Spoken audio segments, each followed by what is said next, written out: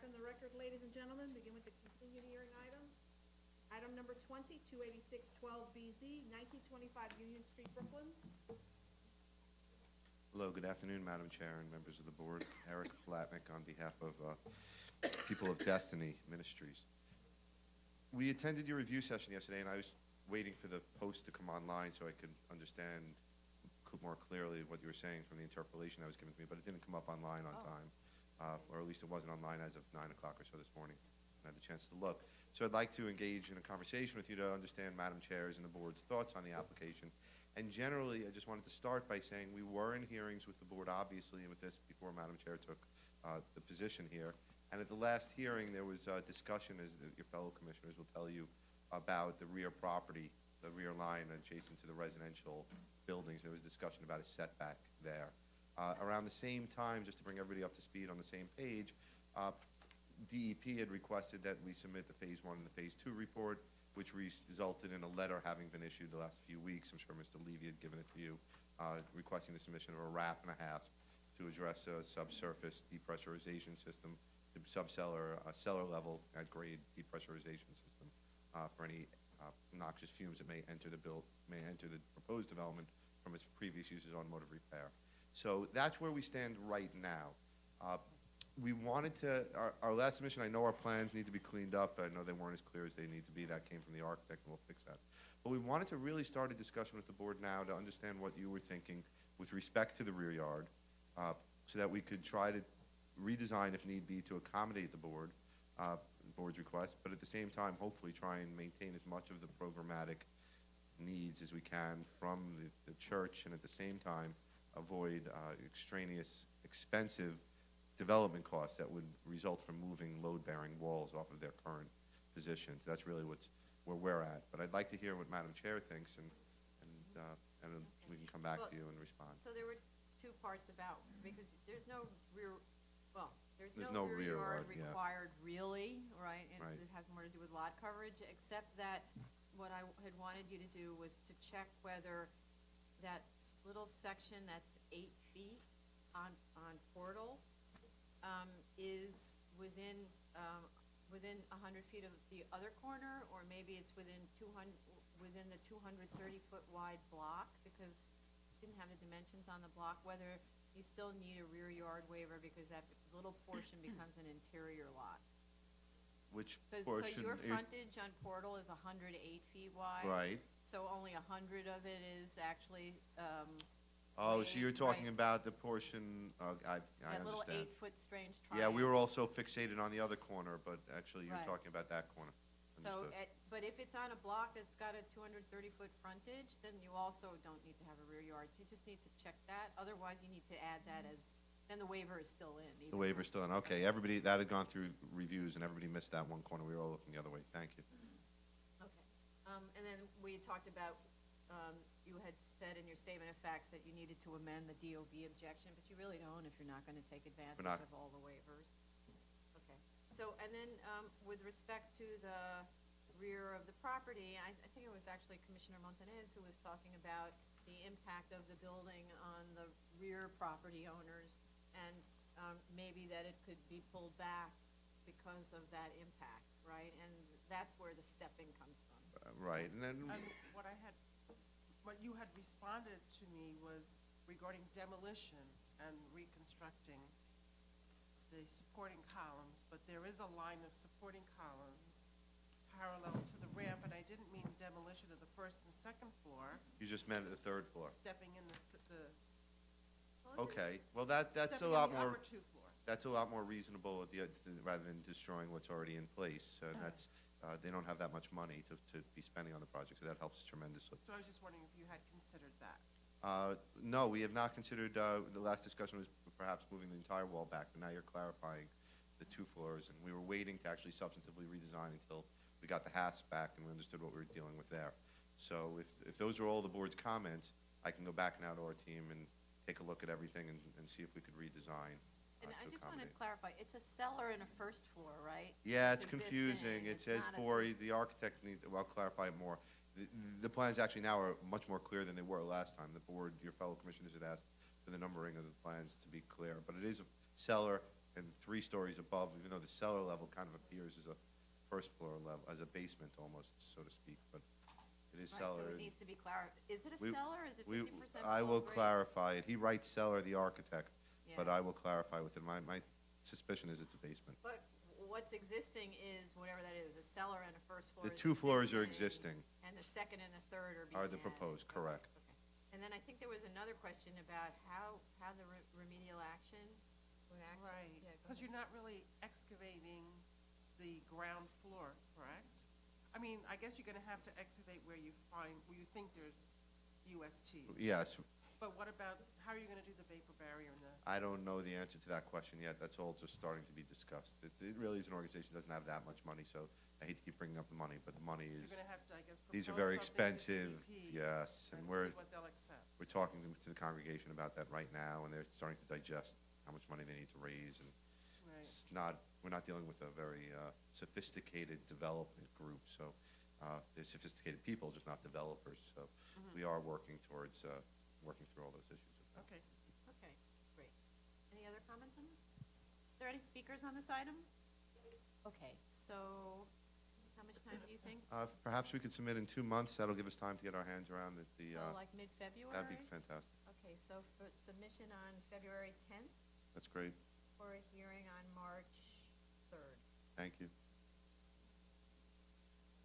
Item number 21, 34312BZ, 570 East 21st Street, Brooklyn.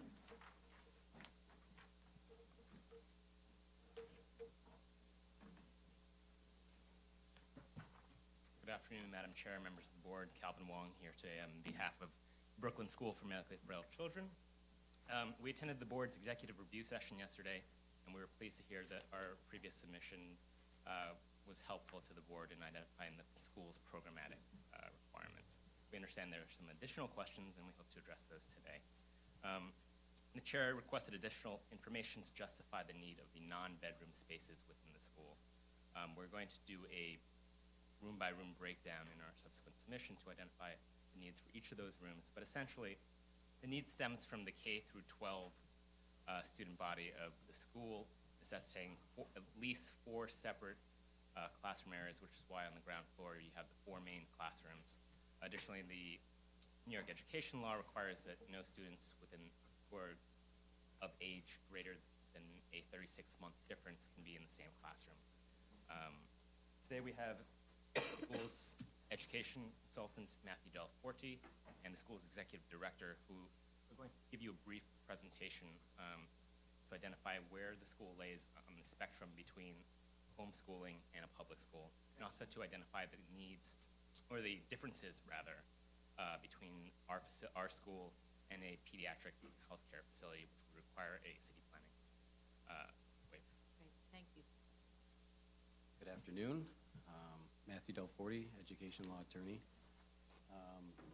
Here to clarify, if I can, one of the questions that was my understanding that the board had regarding, excuse me, as Mr. Wong had mentioned, where on the continuum of educational placements we reside. So you may recall from our first appearance or the submissions that we provided that in the world of special education, every child under the federal law, which is the IDEA, under the federal law is entitled to a free and appropriate public education. So the local educational agency, in other words, the school district, here it'll be the Department of Education of the City of New York, excuse me, they convene a committee on special education to determine the needs, the programmatic needs of each individual child who's classified as having a disability. So our children, or the children that would come to the school, all would come by referral from the New York City Department of Education. And as I mentioned, the education has to take place in the least restrictive environment. Well, that means something different for every child. But as you go through this process of determining the individual needs of each child, the Committee on Special Education for the school district also has to determine where that child should be placed, what program and placement is most appropriate depending on their needs. So here is the continuum of placements in special education. You can take the microphone with me. Sure. it's a little hard to read those words, so you'll have to read them too. Sure. The continuum of placements goes from least restrictive settings to most restrictive settings.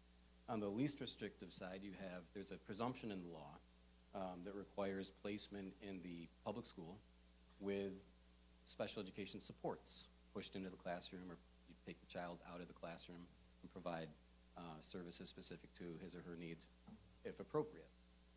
As you move along the spectrum, you could have a situation where there's a public school general education class that is comprised of both general education and special education students, so they're integrated into the same classroom. Moving along the more restrictive placement spectrum, you have a public school class that's self-contained, or in other words, all special education children. Then you have a non-public school special education school or classroom. And as you move along, even more restrictive, you have residential in-state placements and residential out-of-state placements. More restrictive still, nursing home setting, hospital, and you also have children who are educated in their homes because their needs are so severe.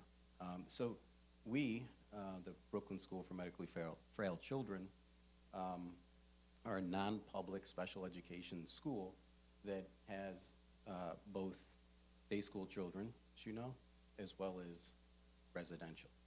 The public policy, the stated public policy of the state is to repatriate children that are placed in residential settings or nursing homes or hospitals out of state. And unfortunately, there are quite a few children that are placed in various states, as well as upstate New York, because there's no school like the one we would like to create here in the city. So,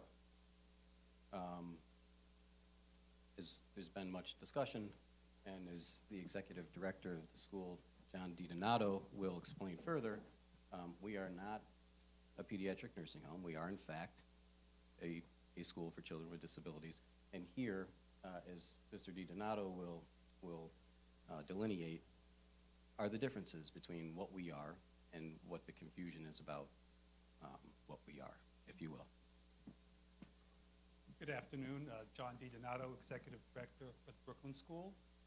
Good afternoon, Madam Chair and committee members. Thank you for this opportunity to talk about Brooklyn School. We hope that this will become a very special place for some very special children. As Mr. Delforte, Attorney Delforte explained, we created this chart to discuss the distinction between a school and a nursing home. And the first distinction is that a school is a not-for-profit educational corporation established under state law, whereas a pediatric nursing home could be for-profit or not-for-profit, established under public health law. That's the first distinction.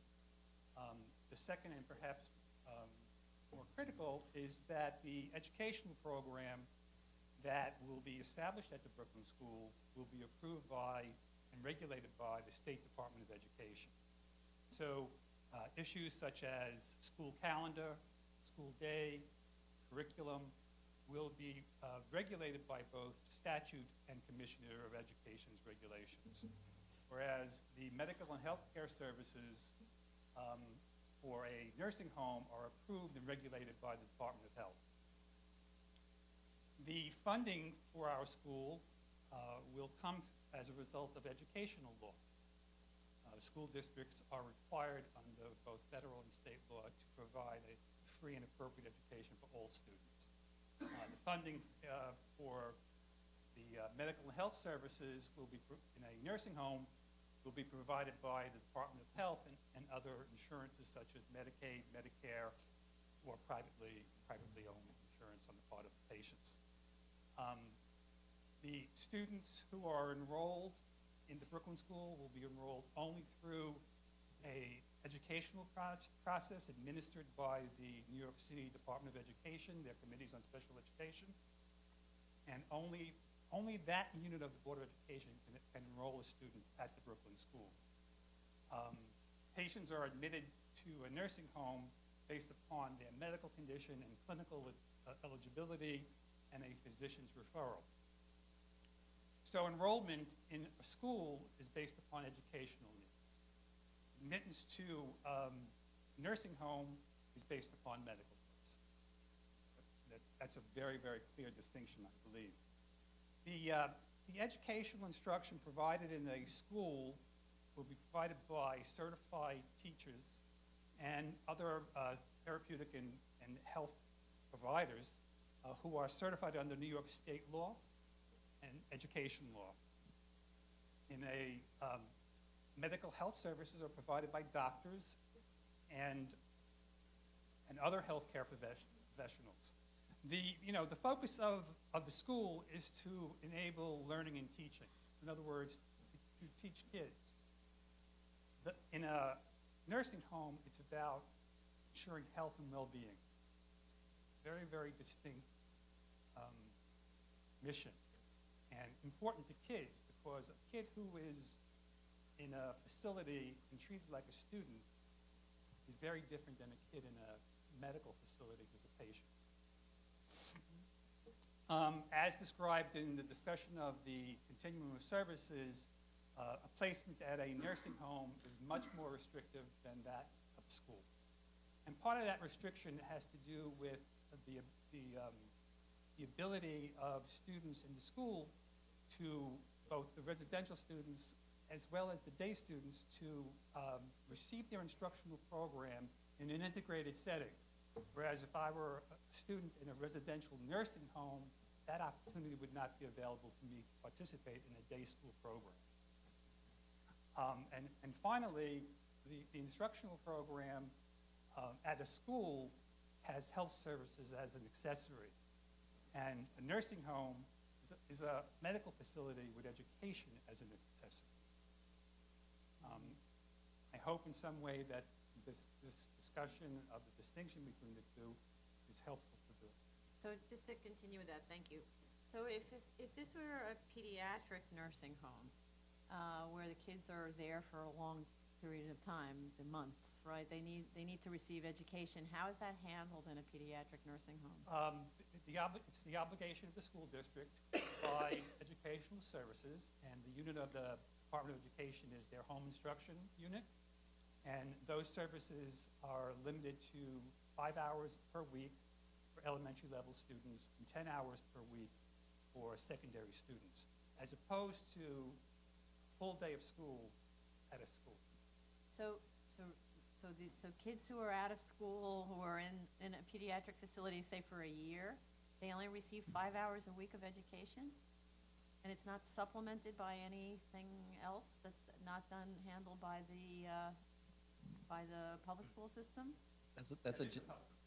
No, but that's the 5 hours a week, right? The regulations that John's referring to the Commissioner of Education, State Education Department's regulations, but we have to remember that every child's needs are different, and so when you're talking about the level of need on the continuum of placements, when you're in a residential nursing facility,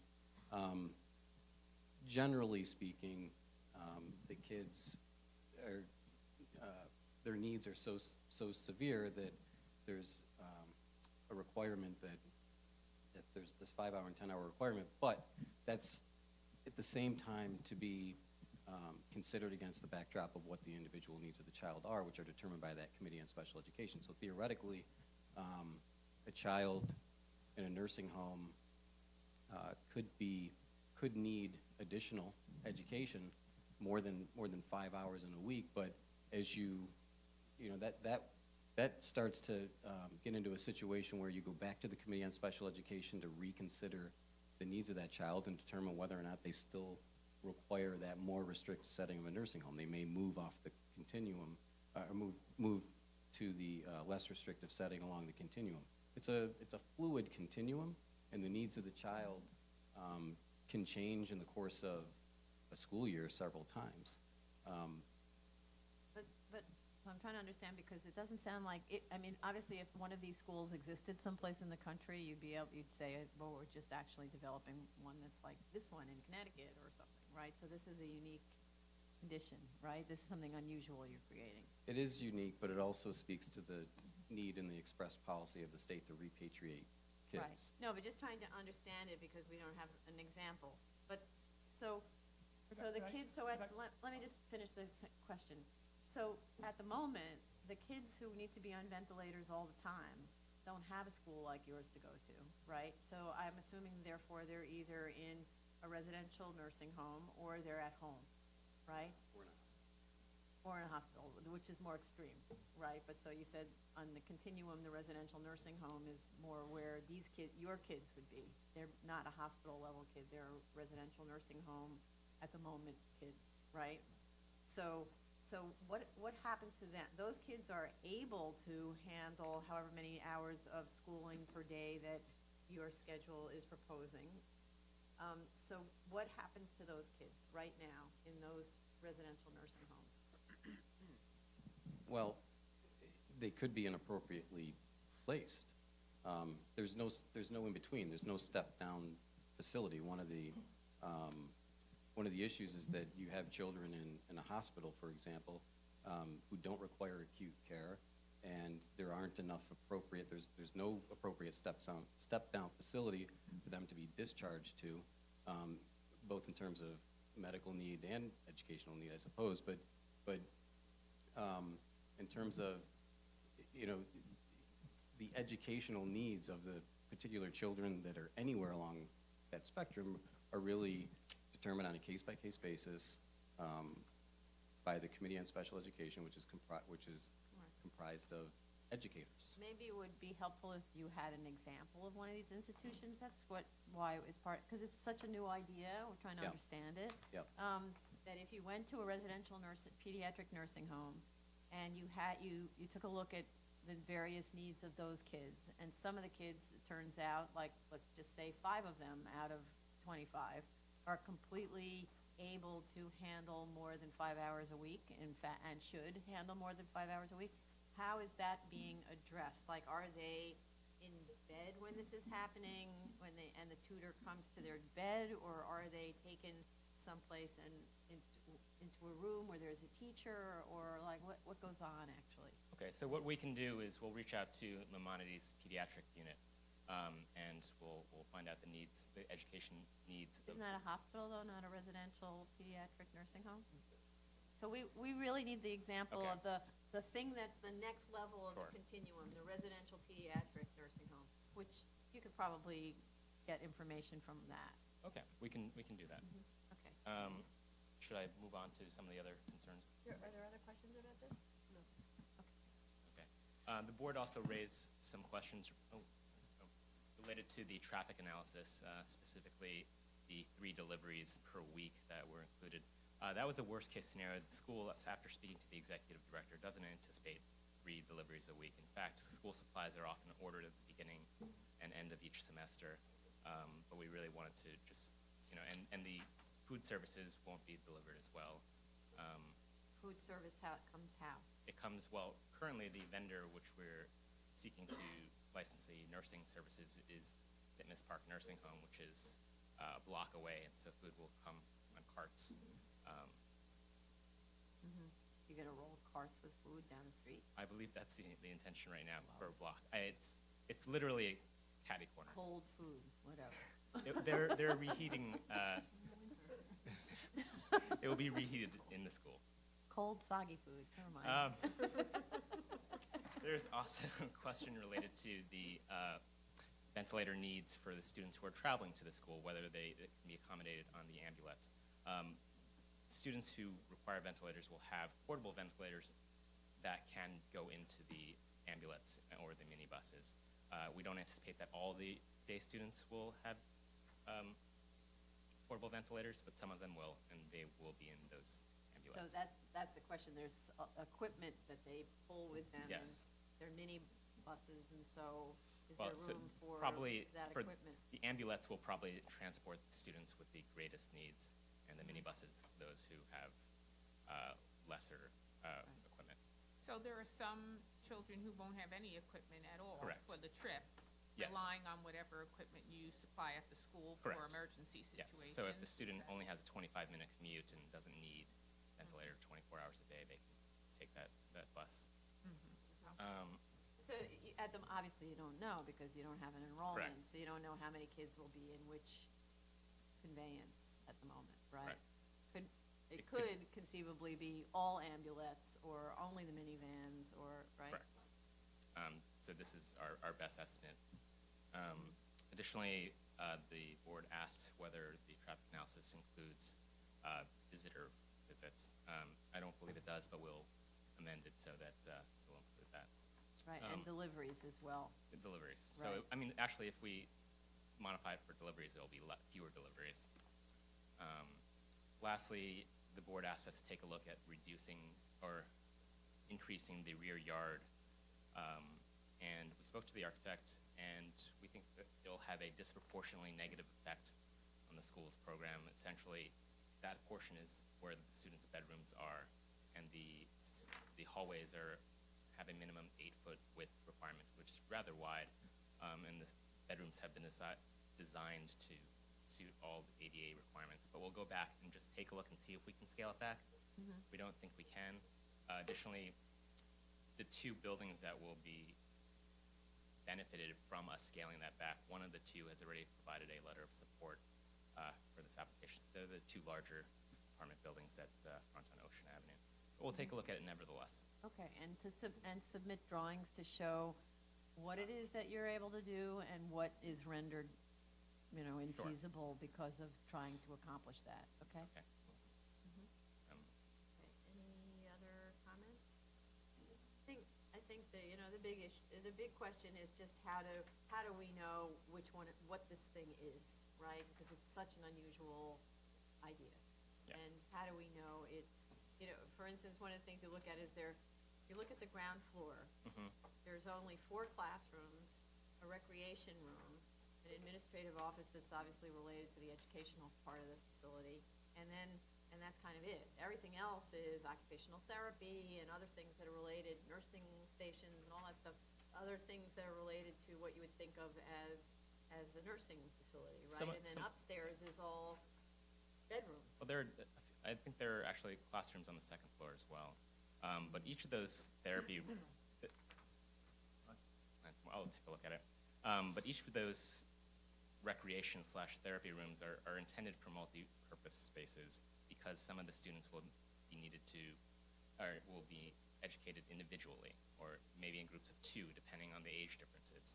So not everybody can go into the same classroom, which is why we have so many seemingly overlapping or multi-purpose rooms. Okay, well, they're not labeled as multipurpose, they're labeled as OT-PT rooms. Yeah. So, which makes more of the building devoted to nursing-type stuff Sure. than We can school-type relabel stuff. that as well. But with Describe. respect to that, maybe what you could also talk about is other kinds of boarding schools. Because this is a boarding school, what you're talking about. Or only 20 students. Right, but boarding schools, for example, what about a boarding school for other kinds of special needs kids that's not this kind of extreme level of special needs? What are those like? What is it like for, say, kids with, mental disabilities or other things like that, where they also very often have extreme physical disabilities? So there's a lot of things that are needed to accommodate their needs. There's probably boarding schools like that. If you could look at those, and then for us to understand the proportion between sort of classic teaching space versus living space, that would also help. Well, I think our room-by-room breakdown of each of the spaces will also be helpful. Yes. But we'll take a Right, look at the room-by-room breakdown helps, but when you look at the proportion between clearly classroom versus lots of sleeping spaces and support for those sleeping spaces, it's disproportionate, but maybe it isn't if you looked at some kind of a comparable institution that also deals with children who have very special needs and therefore more special facilities to deal with their needs.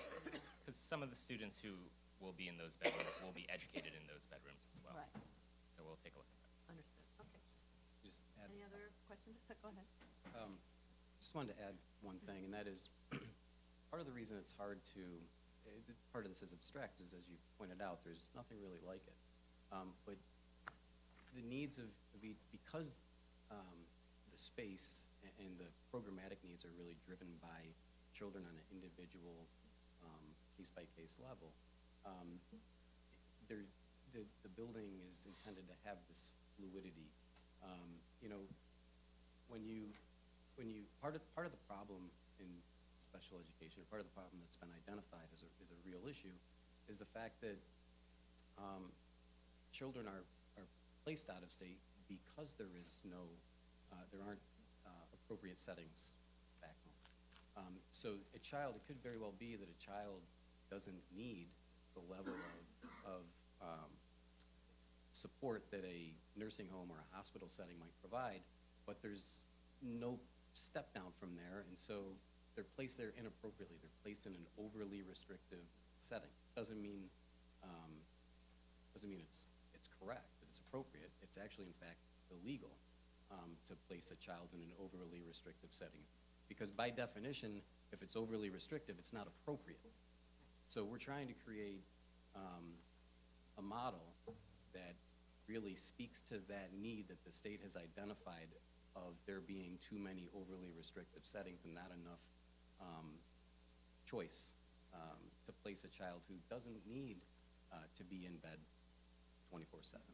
But Some of that, one of those materials that you supplied, which, by the way, I really like if you could summarize the content of that material, so, you know. But anyway, so one of the materials talked about how it works with the transition with these kids where first they're homeschooled, so they're out of the hospital, they go home, and somehow they're homeschooled, and then eventually they make their way into the public school system, I guess at one of those lower numbers there, right? So some kind of supportive structure in the public school system. So, and it doesn't talk about, in that study, any kind of transitional need.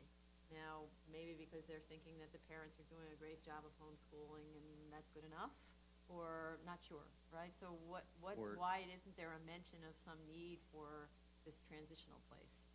okay, we'll look further, but it could be in the case of the study that you were looking at that we supplied, that the school district itself was able to accommodate the health-related needs of the child who had transitioned out of the nursing home into the home during this transitional placement, and eventually was eventually placed in the school district. Every school district, you know, they come in all different shapes and sizes and flavors, and everybody doesn't do special education necessarily the same way.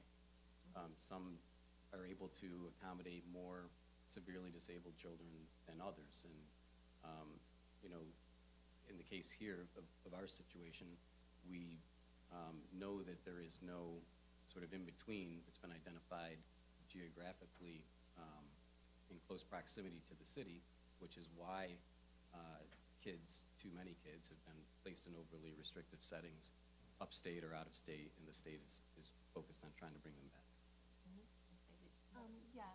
Just, it would be helpful for me when you're looking at all of the information that you've given us and you're trying to make sure that we understand it, that on the plans, could you make sure that I can understand sort of how adjacencies work and how your program actually works with your layout? It wasn't really clear to make sure that all of the rooms are kind of labeled correctly, and you know, I don't know if you've got certain types of rooms that are, you know, kind of put together.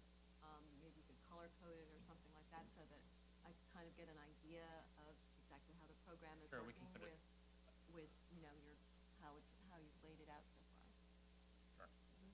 And just to close that, the section 1210 of the zoning resolution has a definition for school, so you need to address how it meets one of those definitions, okay?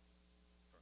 We actually have a letter from, or a ZRD1 from Commissioner Fariello that includes the definition and states that we are in fact a school setting. Okay, that's terrific, okay. Any other questions I here? just had a design question. Regarding the portion on Ocean Avenue, you have this nice 20-foot front yard, and you show little planter boxes scattered around, but what do you intend, besides the porch, how do you intend to handle that front yard? Is it, I mean, it'll have to be maintained, but that space won't be used for an is ingress it gonna or be egress. landscaped? It will be landscaped. It will be. Could you show that, and could you Sure. show street trees? Because you're right underneath part of the parking, over the parking garage, and I thought maybe you were considering that it wouldn't possibly be landscaped, but how are you gonna do that? No, I'm not sure if there will be trees, but it will be landscaped. Well, I mean, street trees. And street trees that are required for the project, yeah. Okay. Okay. Any other? Are there any speakers on this item? Okay, please come.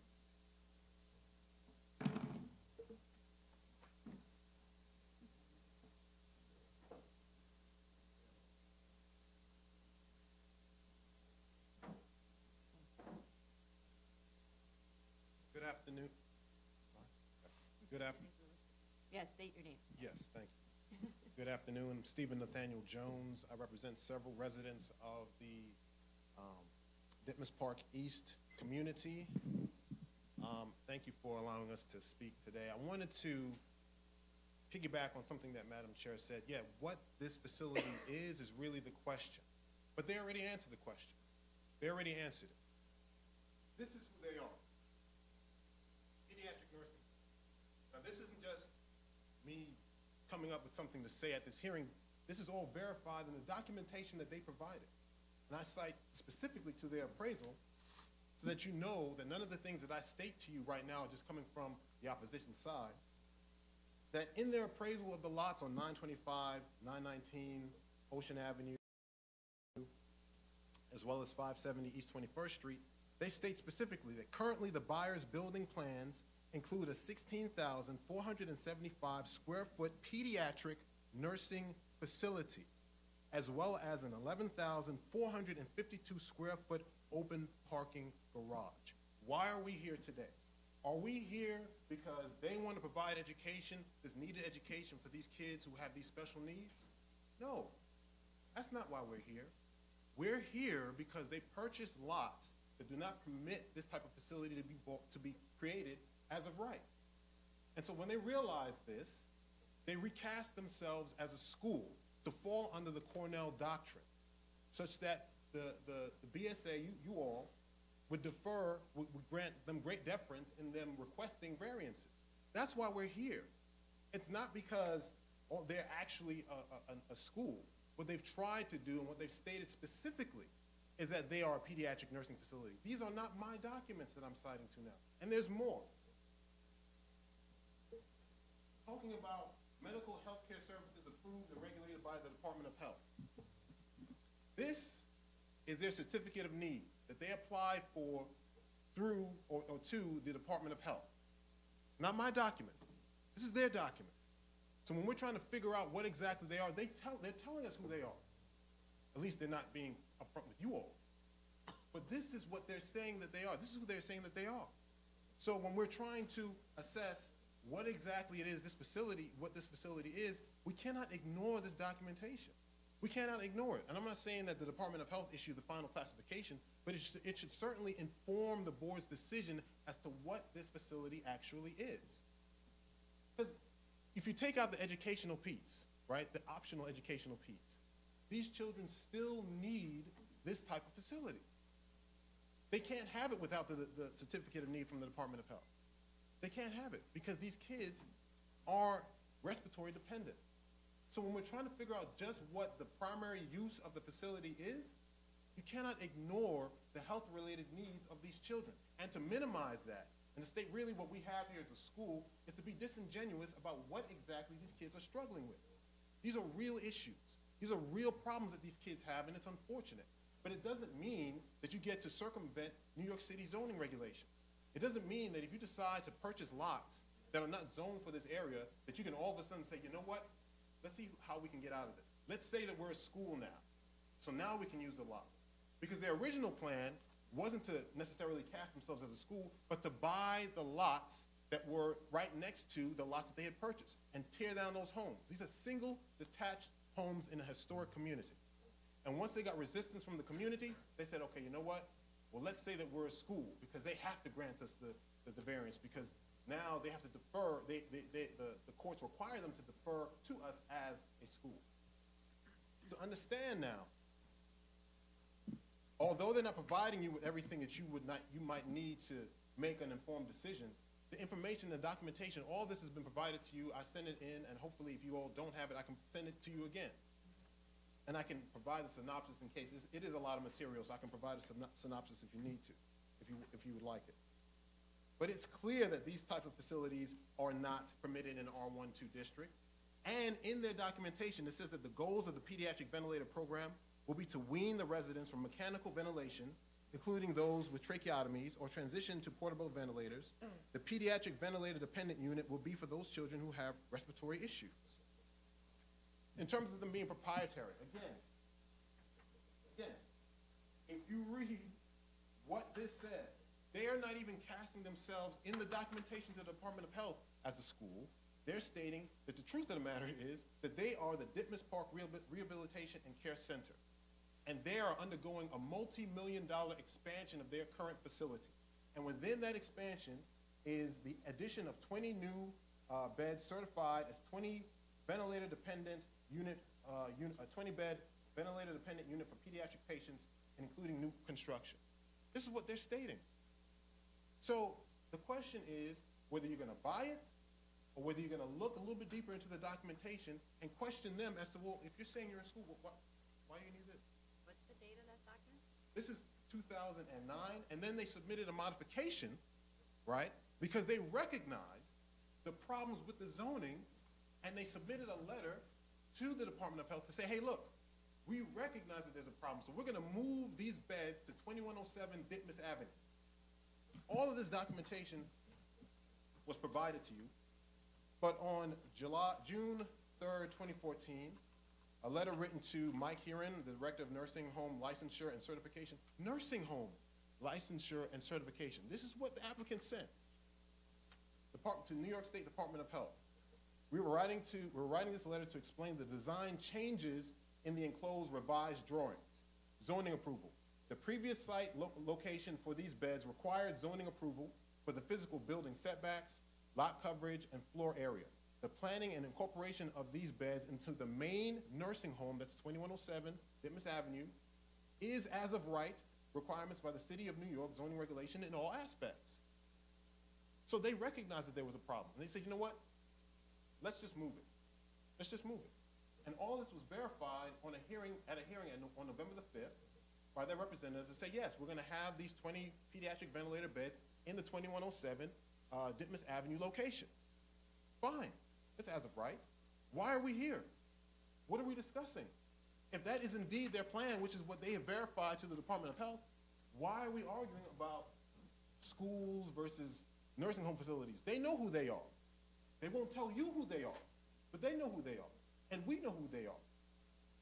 All this documentation was included, all of it. And we're not necessarily opposed to the creation of this type of facility for these kids.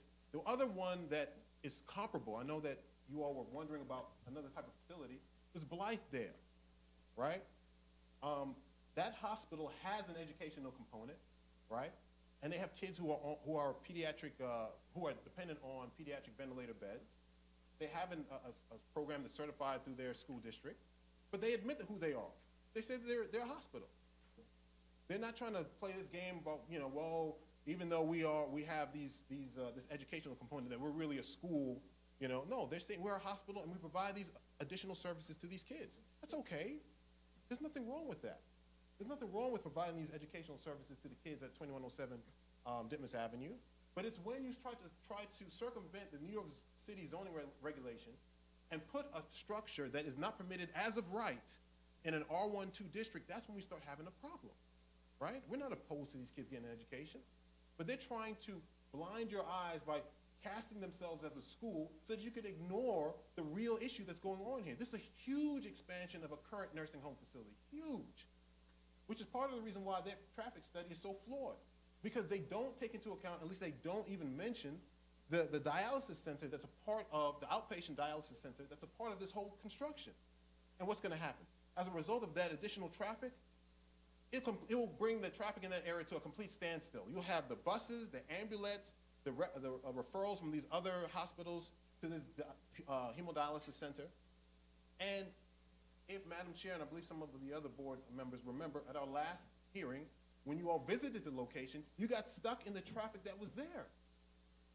You got stuck. And there is no center there now, so imagine this huge outpatient facility, this so-called school with all these buses and ambulances. It'll bring the area to a complete standstill. But they don't account for that because they don't want you to think about that, right? Because if you do, then you start to ask questions about, well, what exactly is this area going to look like? Because the ultimate reality is that it's going to fundamentally change the character and density of that community permanently. Permanently.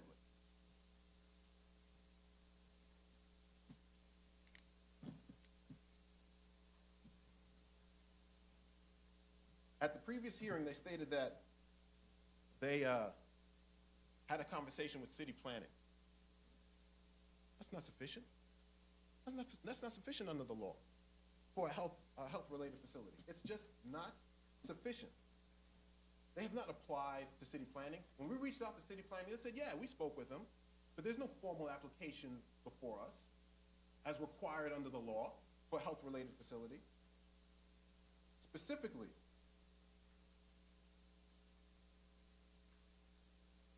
it states under New York City Zoning Resolution Section 2242 that in all residence districts for any nursing homes and health-related facilities, the City Planning Commission shall certify to the Department of Buildings prior to the filing of any plans by the applicant for a building permit for such use. That has not been done. That has not been done. Their own documentation state who they are. They're at the very least a healthcare facility.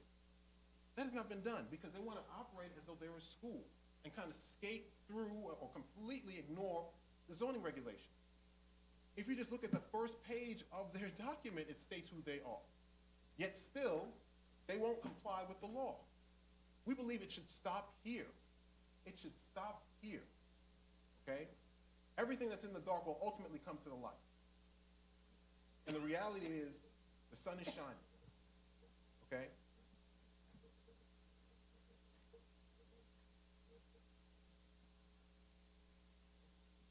In terms of the building code, the classification of it being a dormitory or some type of school, when you look at the type of children that will be there and the amount of time that they be there, it's classified under 308.3 Group 1-2. That's the best classification because it states that this occupancy shall include buildings and structures used for medical, surgical, psychiatric, and nursing or personal care on a 24-hour basis or overnight of more than 2 children under the age of 2 or more than 3 persons who are not capable of self-preservation and not capable of responding to an emergency situation without physical assistance. Some of these kids are on these beds 24/7. How this definition does not apply to who they are is beyond me. This is what the code says. This is not Stephen Nathaniel Jones. This is what the code says. That's what it says.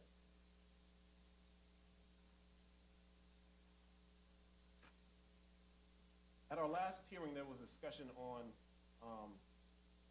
we also mentioned the detriment to the community in terms of this creation of an underground 40-car underground parking garage, which would require the excavation of the land in that area, jeopardizing the structural integrity of the single and detached homes in that area.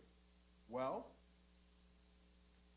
again, in their modification, they said, hey, you know what? We don't need that anymore. We don't need it. Specifically, again to the letter to the Department of Health, the previous plans proposed the construction of an underground parking garage at the 570 East 21st Street site. Per zoning rules, no parking spaces are required by addition of these beds to the main nursing home site. However, spaces will be provided for convenience and ease of patients and their families. The new plans no longer propose an underground parking structure. These are their words, not mine. Whether they tell you this or not, these are their words. And all we ask is that you just go through the documentation and hold them to that. Hold them to it. This is what they're stating. They're telling the Department of Health one thing, they're telling you all another thing, they're telling the Department of Buildings another thing, but here's the reality. When the Department of Buildings found out what was going on, they issued a zoning alert. They issued a zoning alert because once they realized that a certificate of need was issued, they said, hey, hold on. You guys need to come back. There's a problem here. There's a problem. You're not telling us the whole truth. Okay? So we're just asking you all that you take all of these things into consideration. And I'll close with just a couple final points. Because I think, again, all of this is stated in much greater detail in my submission, and you all can read it for yourselves and make the determination. But I think that there is just a few things that I want to speak to in terms of the findings that you all have to determine for the variances to be granted. Specifically that the hardship was not created by the owner or the predecessor entitled, right?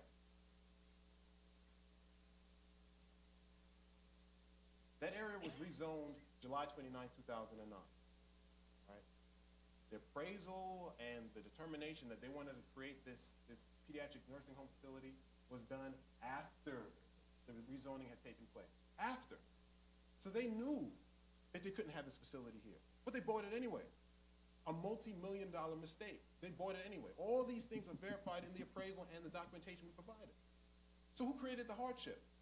You can't buy a lot knowing that the zoning doesn't fit for your use, for your particular use, and say, hey, you know what? Man, I wish I would have thought about that, but hey, can you guys allow for me to still do what I want in this particular area? Let me just, even though the zoning doesn't permit for it, doesn't allow for it, let me still move forward and try to create something that's not permitted in this area. They created this hardship. So now they're requesting that you guys alleviate this hardship. No. Hold them to that. Ask them when they bought these lots. Ask them. And did they know what the zoning was at that time? And finally, and someone else will speak more specifically to this, in terms of the detriment to the community, we talked about the traffic study, which I think should be done by the Department of Transportation, not somebody that the applicant hires, right, because it's going to be a biased decision or biased result.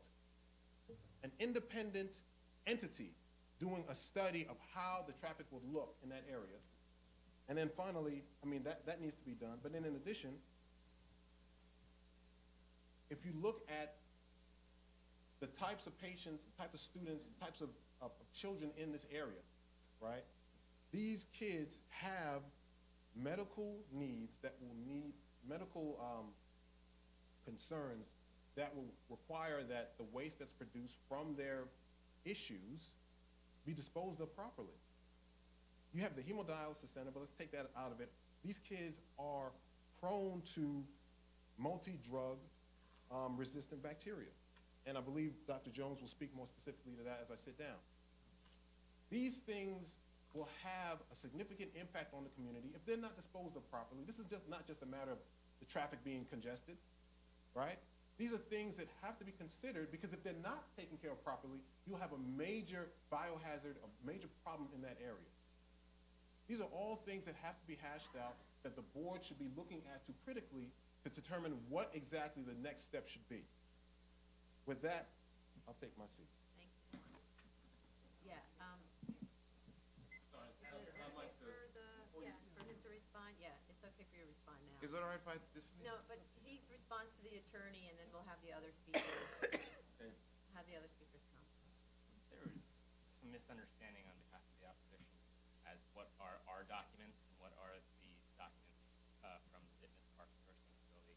Who's our intended contract nursing service?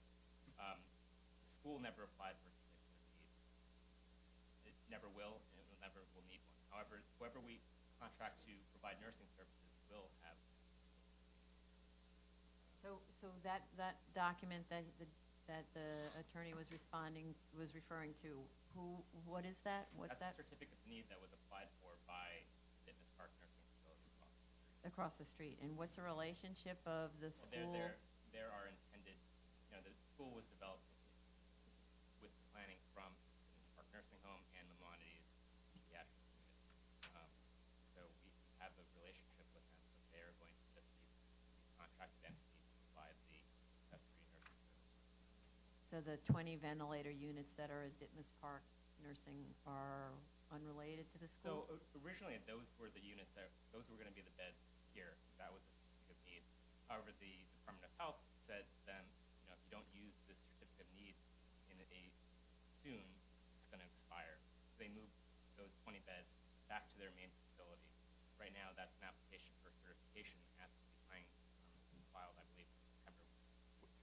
We're not doing it. Okay. Can you submit materials on that, to establish that those 20 beds are actually at the other location, maybe even a floor plan to show it, and the application to city planning? Well, I don't have, I can try and get the floor plan, but Well, I think there's a relationship between I'll the try school to- and the nursing facility. But yes, those documents are, They're probably public record because they Correct. applied to city planning, right? and so, but the applicant in that is the nursing home. Okay, thank you. Please state your name for the record. You'll have 3 minutes. My name is Dr. Matthew O'Neill Jones, and I trained at Columbia University Medical Center, and I'm a cardiologist at the University of Pittsburgh Medical Center, where I have the pleasure of working as a consultant on the lung transplantation service, which multiple patients, young adults, I take care of that have disorders like those potentially proposed by the school, specifically cystic fibrosis, bronchiectasis, and so forth. And one thing that I like to call to the attention of the board is that as a physician, I do not transfer patients to schools. The patients that have been described that will reside at this facility will require high level of care. Okay, these patients are tenuous. They require vent weaning services that unfortunately put other priorities such as education in the background because of their tenuous status. At any point in time, these patients can mucus plug and require immediate transfer back to an acute care facility. Based on the National Institute of Health epidemiology study of patients with cystic fibrosis, roughly 3.5, roughly every, on average, a cystic fibrosis patient has, on average, per year, 3.5 hospitalizations. So I just wanted to call to your attention with this 20-bed, vent weaning facility, that's at least 70 hospitalizations per year, potentially. In addition, by the age of 18, more than 80% of these patients have at least one multi-drug resistant organism. So as my colleague had basically had mentioned before, my brother, I should say, the potential risk and hazard for basically medical waste in this residential facility is real. And I just want to highlight again that it's somewhat of a misrepresentation that I'm hearing in regards to this school for the medically frail. What I would call it and what we traditionally call it, because this is not a unique entity, it's a long-term acute care facility for the purposes of vent weaning. And I believe that this company or the representatives of this company are doing a disservice in misrepresenting what this facility is and what the potential hazards are on the community. In addition to the potential hazardous waste, there's also a risk of the noise pollution with the frequent transfers to acute care facilities. So I just wanted to make sure that I can put that into a medical context of what we will be dealing with. Thank you very much. Next speaker.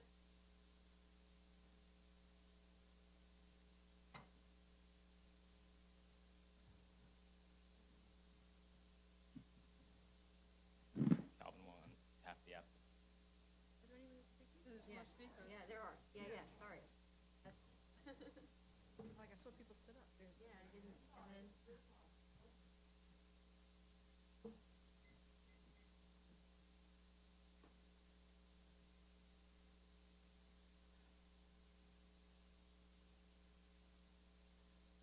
Good afternoon.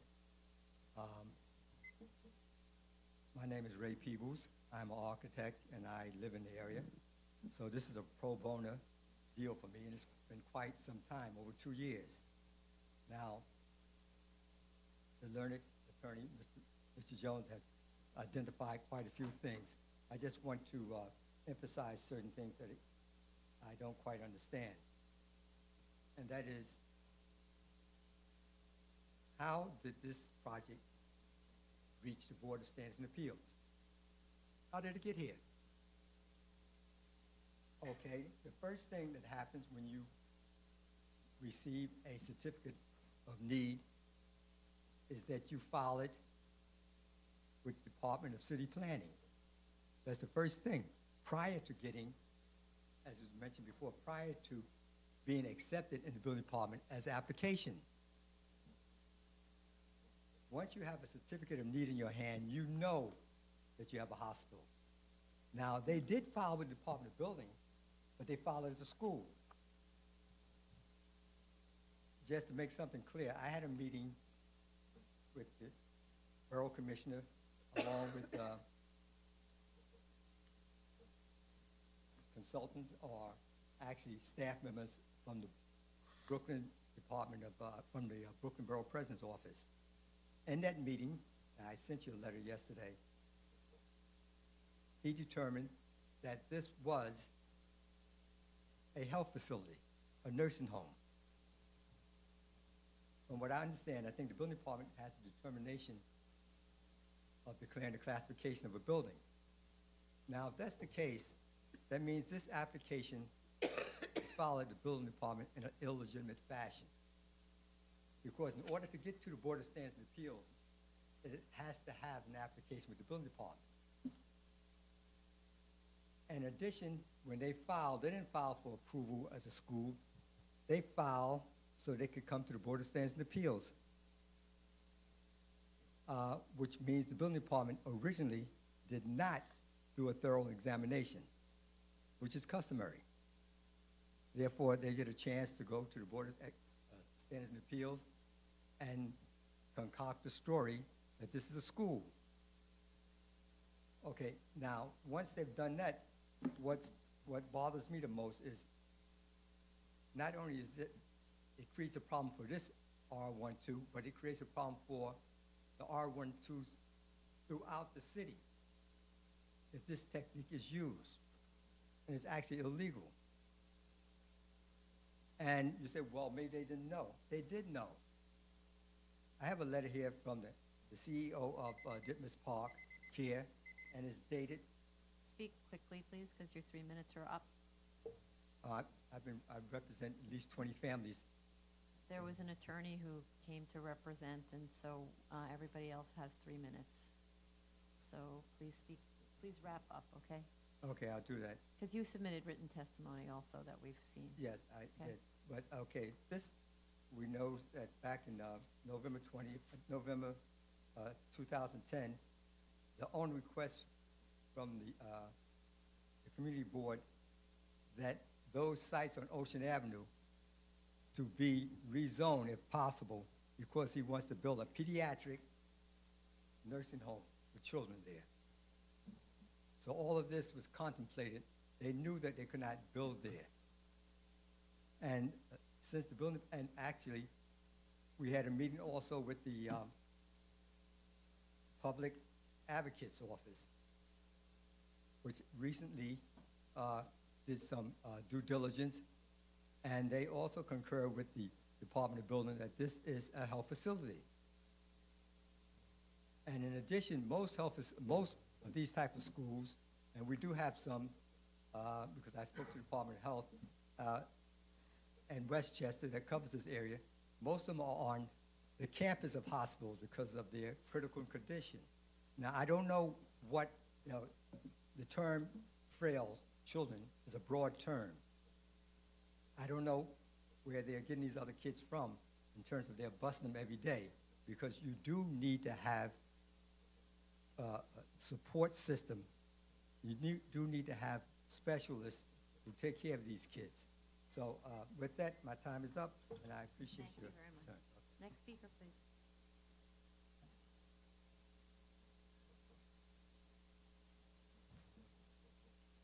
Good afternoon to the board members. My name is Audrey Jones, and I'm a resident of Ditmas Park.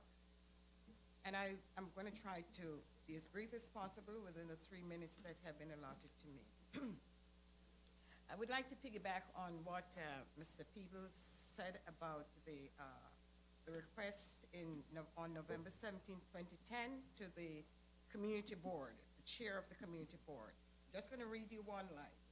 The zoning variance would allow Ditmas Park Rehabilitation Center to construct a sister facility, a pediatric ventilator-dependent unit that would serve ventilator-dependent children, their families, and the entire community. That was the intent that was noted, as the architect stated on as when he addressed the board. Now, at the last hearing, I mentioned, by the way, I'm a registered nurse, and at the last hearing, I mentioned that the type of children that will be housed in this, quote, dormitory are children, their medical condition is so frail that they need to be under constant medical nursing observation. They agreed in their letter to the Department of Health, and this was dated June 3rd, 2013, but I think it's a typo where the date is concerned, because the attorney made reference to this documentation as well. It's stated here, improved resident observation. The previous plans had resident rooms out of direct visual observation from the main nurses' station. So they concurred with what I said, that the children do need to be under constant nursing medical observation. Okay? The new design, this is the letter of modification. This is included in the letter of modification request for the CON. The new design places all resident rooms within direct visual sight from the main nurses' station. In addition, we have placed the respiratory therapists at a nursing substation in lieu of a closed office, and have consolidated all resident rooms to just 2 corridors. This will again provide for direct observation and immediate access of residents by staff. This cannot be accomplished in a dormitory setting. These children have to be under medical observation 24/7. And the primary goal of the Ditmas Park Rehabilitation Center, as outlined in their modification letter, and also in the 209 request to the Department of Health, is to accept these children from the acute care settings, which are acute care hospitals. These children have been in an acute care setting for a period of time. They're now stable enough to be transferred to another lower setting. In other words, a step-down unit. And the most appropriate setting for these children is a long-term care facility. And Ditmas Park volunteered. They said, yes, this is our primary goal. We will accept these children. They conferred with many hospitals in the area, and they said, yes, we will take these children on a long-term care basis. So the idea of a school is distorted. The Department of Health told them that education can be offered. It's an accessory. The primary goal is to take care of these children who are medically frail and need continued care out of an acute care setting. Thank you all. Thank you. Any other speakers?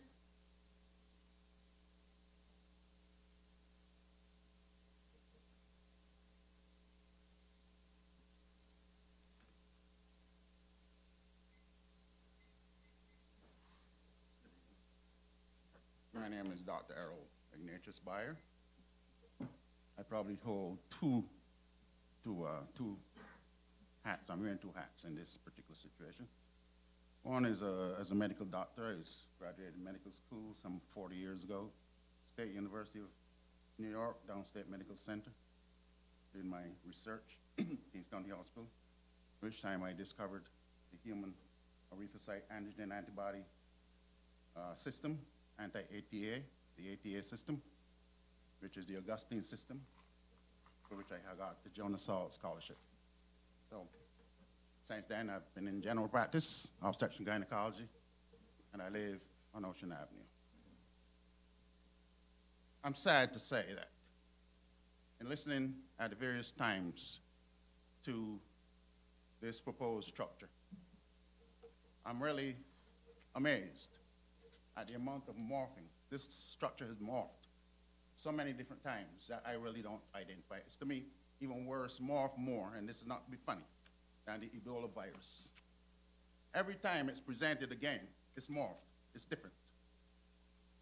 That's unacceptable in medicine. I suspect that the individuals presenting this thing, this gentleman here and the others presenting this, are not aware of medicine.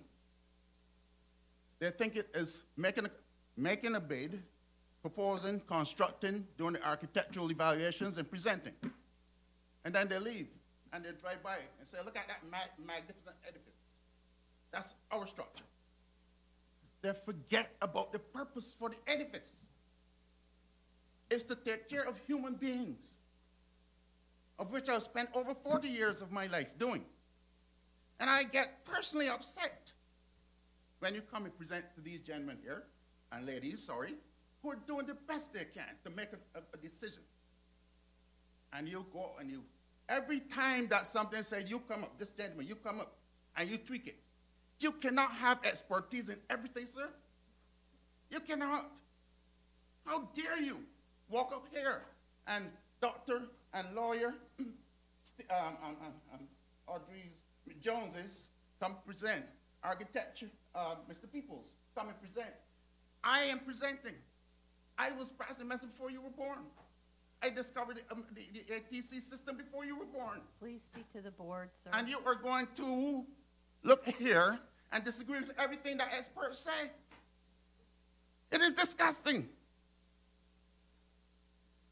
It is insulting. We have worked and got board qualified, etc. We're all graduates of the American medical schools and programs. Our names are in. Go and check our names. Check my son's name. Check mine. Check Mr. Jones's. Check Mr. Peoples, whose son graduated from West Point. Anyway, I live right next door to this project. I'm in my 70s. I got high blood pressure. Everybody around me got high blood pressure and diabetes. Because we've been there, I've been there 35 years. Everybody there is sick. You're going to put up a structure like that next to us. We've bought the properties, worked and sweat and slaved to maintain them. We brought up our children there, and now we must find some place to go because you, for whatever reason, is going to put a structure which is illegal and unacceptable in the particular area. That is not right. From a human standpoint, it's not right. From a city standpoint, it's not right. From an architectural standpoint, it's not right. Why are you going to do this to us?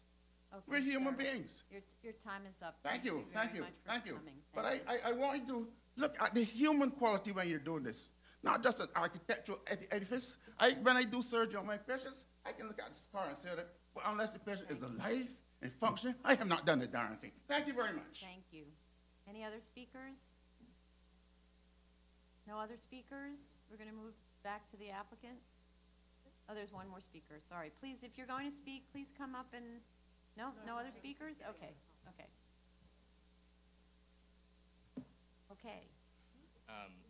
You want to respond to some of those comments? Or just respond to a few of those comments. Okay. I think Dr. Jones really reiterated why we need this school. At his hospital, education, he said, was in the background. Education here is in the foreground. This is not maybe a school, it is a school. It's been chartered by the Board of Regents, and we went to the Department of Buildings, the agency which is charged with determining zoning use and classification, and they determined that it was a school. The Brooklyn Borough President's office doesn't make a determination as to what this is. And so we went to the appropriate agency and they made this determination. Since we filed this application, it hasn't changed. It might have changed previously, but when this design was put together, there have been nothing. Can you just speak to, because I'm not really sure what the sequencing is, but Sure. there's some reference to a pediatric care facility in whatever, 2013 presentations and so on. I Can you make? think that refers to the pediatric unit across the street, but I will take a look at it. Okay, so again, if there's a pediatric unit across the street for which applications have been made, can you get material on that? Sure, So and we we can can- understand that we're talking about a different place. Correct. Okay. There's a letter from Jeffrey Gertler to the Department of Health, which definitively references this address Okay. and mentions some of the changes that had been brought out I'll take a look. regarding the parking and the location of the pediatric beds. And that's from June 2013. Okay. At this point, there's no intention to change the parking in the proposed building either. So there's still 40 parking spaces proposed. Correct. Can you explain what the 40 parking spaces are for if there's only 25 staff and 25 kids? It's for visitors and, if there are therapists who come to the school. We wanted to have an abundance of parking rather than having people coming to the school and looking for on-street But parking. this is not parking that's to be used by any other facility. It's completely It'll be- accessory Correct. to this facility, Yes. right? Could you give us a little more information on how you came up with 40 spaces? Sure.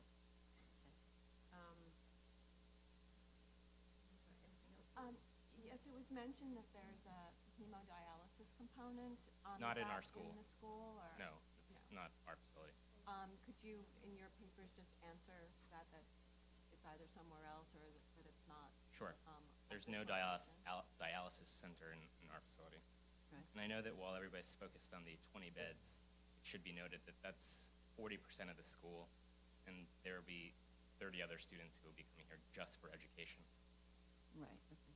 And there was also, I believe it was Dr. Jones mentioned the need for the students frequently to be taken to the hospital. If someone could speak to that, how that's going to be, from a traffic perspective is actually what I'm talking about. Means students who, So students who are in either the 24-hour program or on the day program who might have emergency needs, that might mean that there are frequent ambulette trips. If the specialists could speak to that, and then also if you can calculate, because you have to do the traffic study over, right? You have to amend that. If you could add to that whatever the expectation is of the ambulette trip. sure. And if you could answer definitively whether you need to go to city planning to get some sort of certification. We do not, either but we will. you do or you don't, but explain what your process is. Sure. But your facility is considered proprietary? The school is a non-for-profit school. Okay. So then you're saying you wouldn't fit into the proprietary? No, because category. we're contracting those services out. The school is a not-for-profit.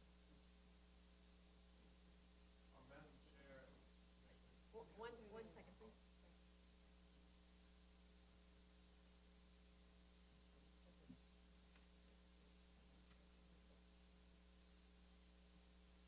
I'm sorry, just a second, okay. Because we're speaking to this applicant now, so when we talk about briefing schedules, you can speak again. I'm sorry, I missed the last part. Oh, I asked if he was considered proprietary, Okay. because if it was proprietary, if they were in an R1 or R2, they would not be allowed to get a city planning certificate, special permit. Right. And he responded is a that they're not, the school is a non-for-profit. Okay. Okay. All right. Are there other questions, council? So based on discussion with the chair as well, it seems as though opposition has started to frame this as an appeal of DOB's determination in the first instance that this is a use group free school. So I think in order for them to fully prosecute that portion of their objection, they would need to file a separate appeal application. This board is right now bound by the designation of the school. The board doesn't have to find that the programmatic needs are met, but it seems as though there are two arguments. A, there's no programmatic needs finding being met, and B, it's not properly schools.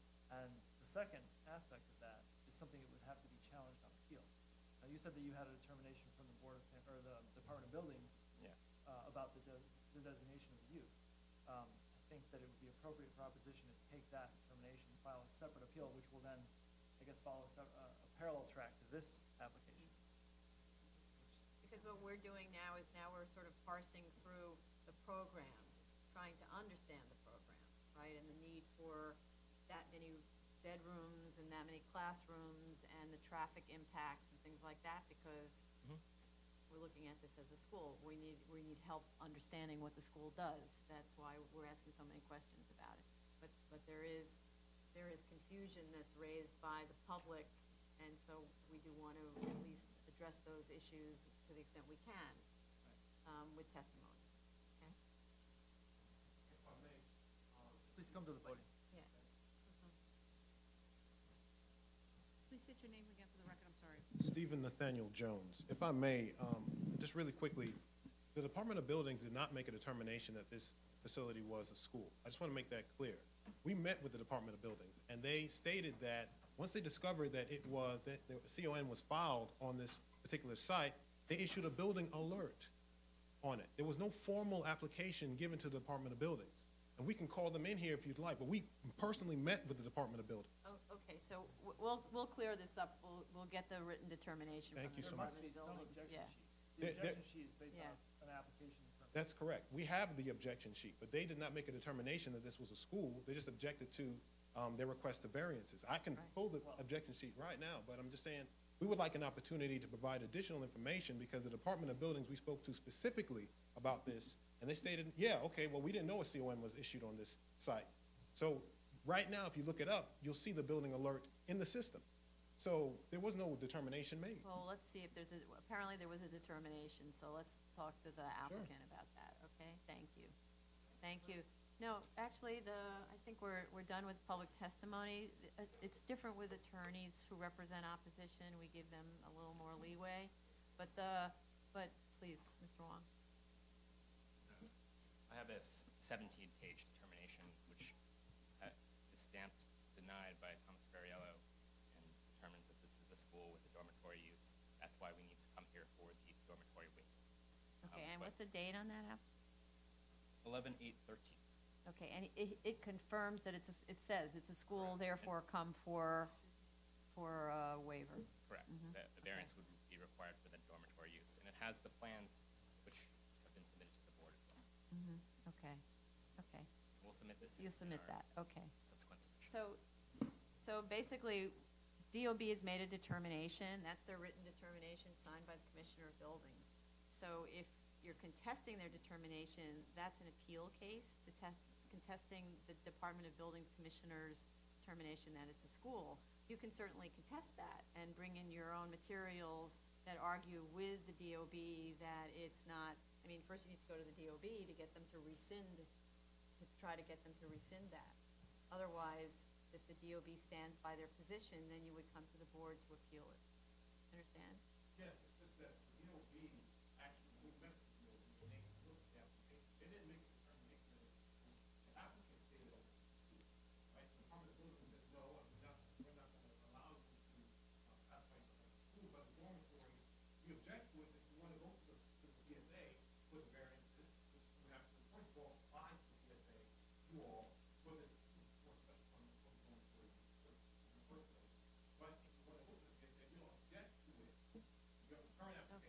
Okay, so, go ahead. There are objections lodged in the commission that we received from the public building. So we just need to have a broader conversation. There are other issues too that are going on here that we would like an opportunity to be heard on. Because Yes. again, it's not, the transparency here is non-existent. Okay, so here, because we can't really fight about this here because we don't have the materials in front of us. So if we could, you could submit your materials, Mr. Wong submits his materials, you can review each other's, then the board has a chance to look at the materials, speak to the Department of Buildings if necessary, et cetera, okay? We'll do that, give us a chance. Okay. Please sit. Okay, Mr. Wong, you finished with your, okay. Any other questions, comments? Anything else you wanted to say? Okay, so there's a submission, a lot of it dealing with, well, for one, to help us with understanding what it is the Department of Buildings determined with respect to the school, finding that it's a school. The other is a lot of the traffic studies that we talked about, the change on deliveries, the number of ambulettes that would be coming. What was the other? There was another aspect about traffic that we. Visitors that need to be factored into the traffic study. More information about how basically how this falls within that space between home care and nursing, and a pediatric nursing versus public school. Just to clarify that. And then, well, for instance, you submitted that, you have that board now, so if you could back that up with an analysis of how, what the approvals have been and how it establishes that it's a school under 1210. You asked for additional information about the parking, like justification for the 40 yes, spaces. And justify the 40 parking spaces, thank you. And I think that was it. Anybody? I have just asked them to respond to the architect's letter, June 3rd, 2013. And then also you were going to look at the plans of how to pull from the See rear if we can- yard back. Correct. Okay, good.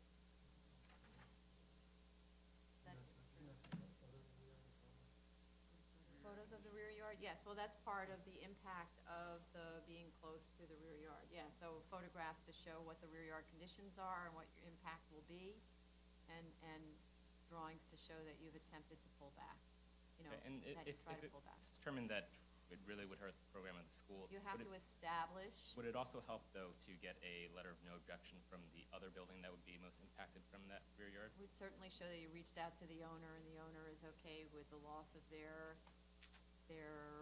rear yard, their donut, the aspect of their donut. I mean, I know that it's not exactly backing up Yeah. against their entire rear yard, it's a portion of their rear yard, so it's a different condition, but still, we want to see what the impact is on that. Okay. Meeting minimum variance, not about the. Minimum, I mean, yeah, that's about meeting the minimum variance and not about the impact on the neighbors necessarily. right. But it's always good to know that the neighbors have been invited to participate in this, and that they're aware of what could happen, but indeed it is the minimum variance. Okay, so could you submit, sort of a lot of work, could you submit in the middle of January, you think? Yes. Okay, so January 13th, Okay. and then opposition has a chance to review your materials to submit on February 3rd. 2 weeks, right? And 2 weeks. And then 2 weeks more for you, so unfortunately this kind of moves it down, right? So then submission February 3rd.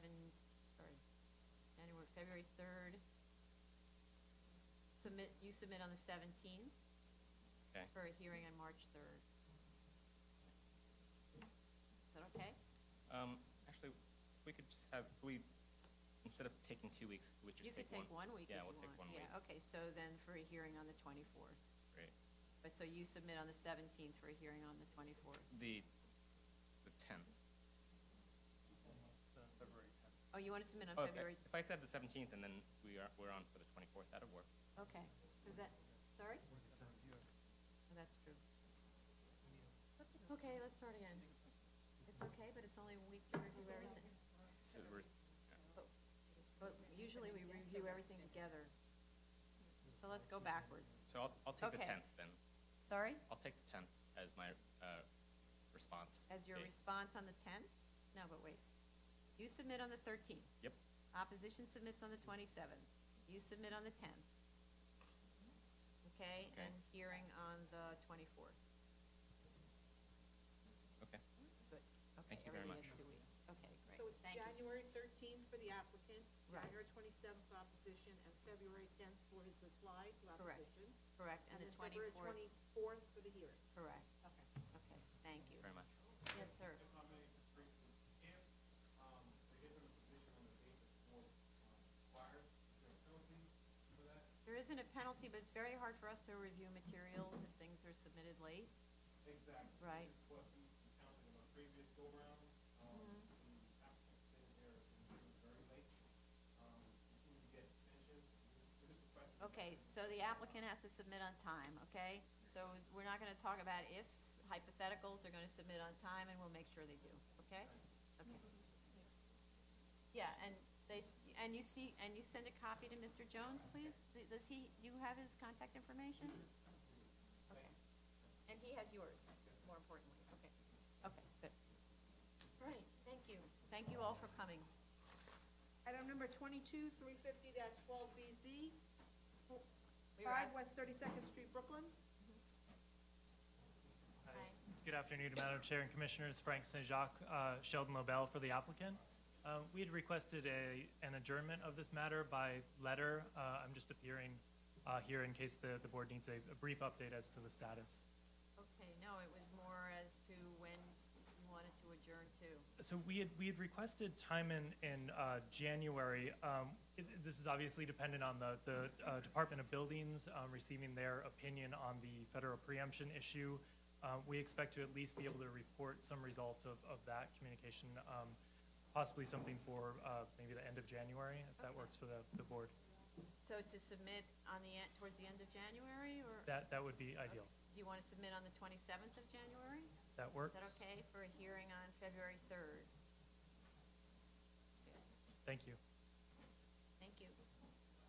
Item number 23, 254-13BZ, 2881 Nostrand Avenue, Brooklyn.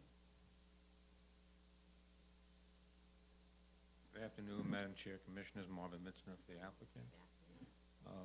We considered what the board had commented on in the executive session yesterday, and the architect is preparing a modification to the plans, which will have separate entrances for the ground floor units and articulate those so that it looks as if it's 3 separate entrances to 3 separate smaller buildings. And add landscaping and trees. More We detail have- on the landscaping? Yes, more detailed landscaping. And street trees? Yes. Which are required anyway? Right, Okay. that will quite an answer. Okay. We can have that. That's great. So any other comments on this? Are there any speakers on this item? So I think we can close this, and the Yes. submissions will finish it off. So how much time do you need? We'll have it in the next few days. I spoke to the architect today, and Okay. he should have it finished by tomorrow, so we can submit by the end of the week. Okay, so there's no more hearings, of course, so this month. Sorry? Phase 2. Do you need phase 2? I don't know what the environmental story is on this. They can't close them if they haven't done their phase 2. Okay, so you haven't submitted the phase 2 on this yet? Is that true? They need to submit the phase 2, right? Madam Chair, No. we could close. We can- Yeah. Yeah, and then- and what then happens- we'll defer it. yeah. Okay, so let's do that. Okay, so for a motion to close, Chair Perlmutter, aye? Vice Chair Hinkson, Aye. Commissioner Montanez, Aye. Commissioner Otley Brown. Aye. Okay, so phase 2's take a little while. So how about a submission on the 20th of Well, January? I think, I'll have to find out about phase 2. Listen, we have it. I think we do have it. I think you have it. We can submit it. Approved DEP. Yeah, DEP has won't the- approve it until we finish with the board and have a plan approved. No, We need the no, they need to, DEP approval to. of the phase 2 Oh, work phase 2, plan. yes. Right. Yeah, we can okay. get that to you also within a week, because Okay. we have it basically. So how about you submit it on January 6th, because a week doesn't matter because we don't have hearings? But we like to have a decision on January 6th, if at all possible, Um, based upon my calendar, with the board's indulgence.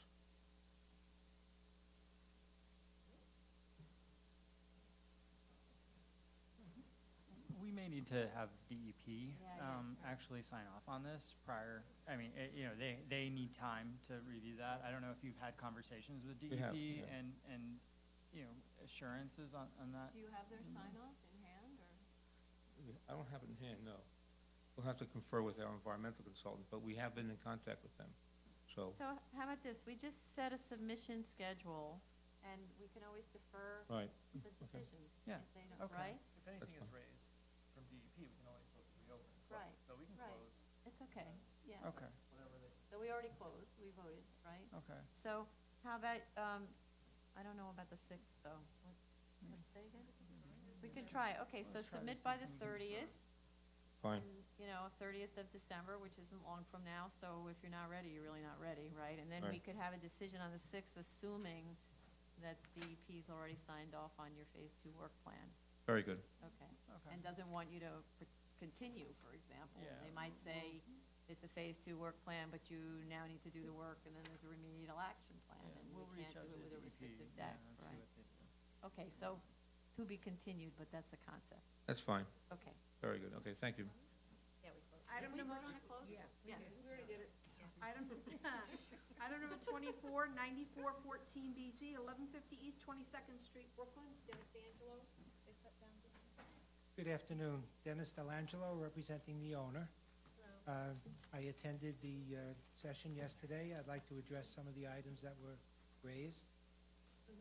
Primarily, Commissioner Montanez brought out the fact that the table listed on the statement of facts recently submitted. That was me, that was Otto Brown. Oh, Otley Brown, I'm sorry. Yeah, the table actually omits any relevant information whatsoever. I was told by my technical staff that the program they used to do this was fighting with them on the margins, and they managed to make it work for the initial submission, but when they reduced it to send the email, they had to squeeze it or do something to it, compress it. The computer just decided to ignore a lot of the data. I've given you the previous submission, so at least you have something in front of you today. I will correct that subsequently. Many things in life bites us on the margins. Yes, I have a feeling my life has been one of those.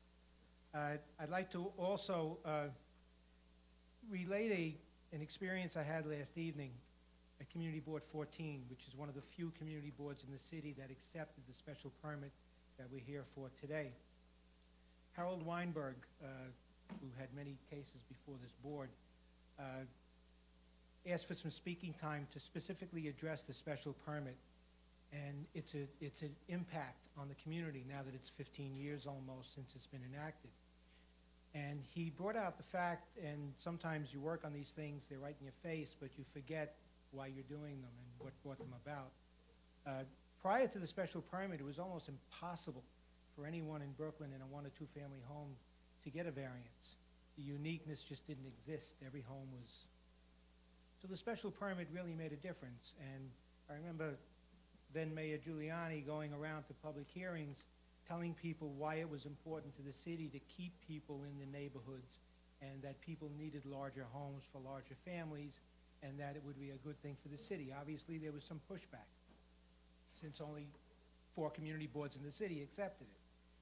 But everyone in that room last night in Community Board 14 realizes that this special permit means a lot to the people in those communities. And the idea of the neighborhood character being the only finding that the people who wrote the text deemed necessary, it seemed that the people in attendance agreed that it was sort of a relief valve, that with the community boards, if there's any objections or anyone has any thoughts or the neighbors have a thought about context or neighborhood character, it would be the one thing that would have their back when they came to the board. This particular job has one letter I noticed from a neighbor in support of the project. She lives next door.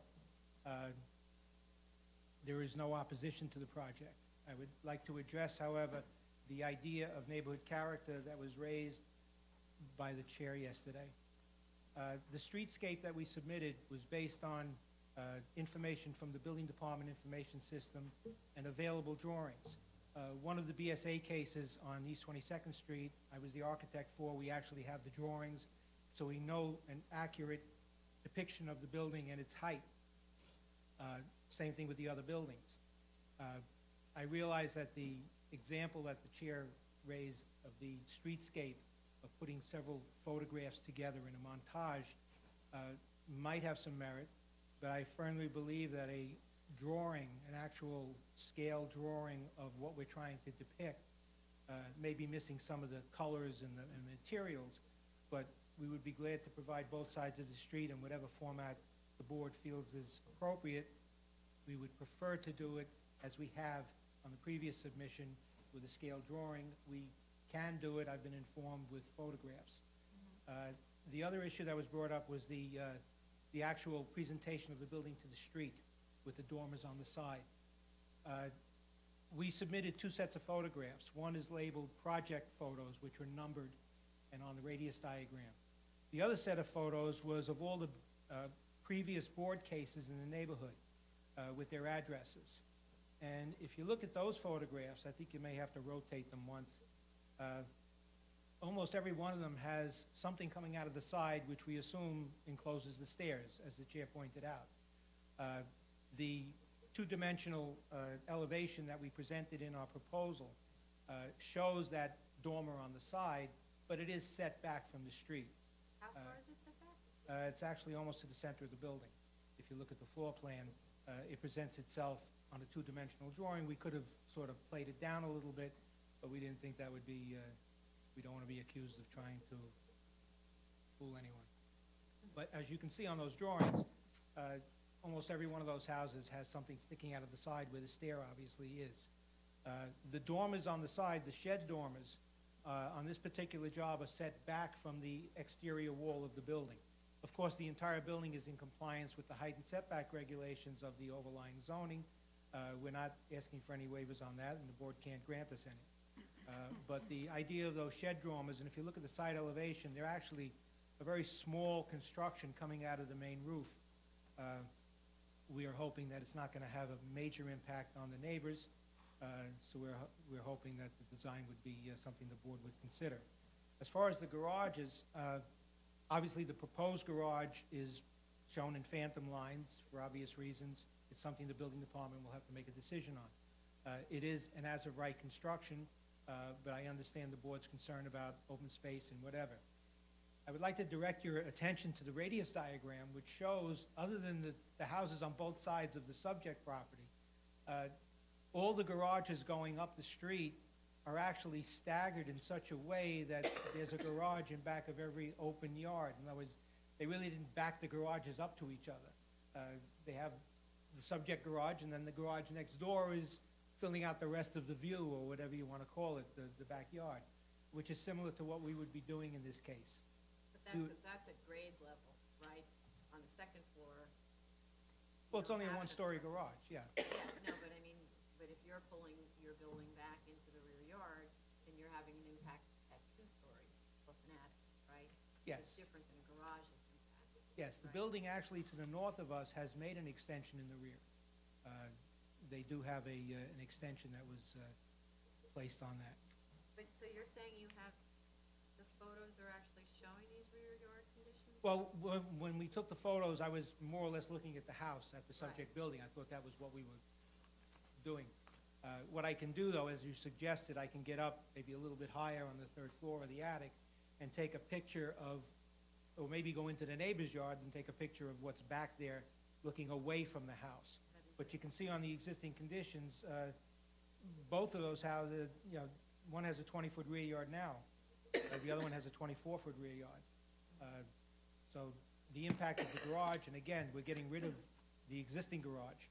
So the neighbor in the back would, as I said, for some reason, the garages, very few of them are back to back. So they have the effect of having every house looking at the back of the neighbor's garage right up the block, and this is endemic for the neighborhood.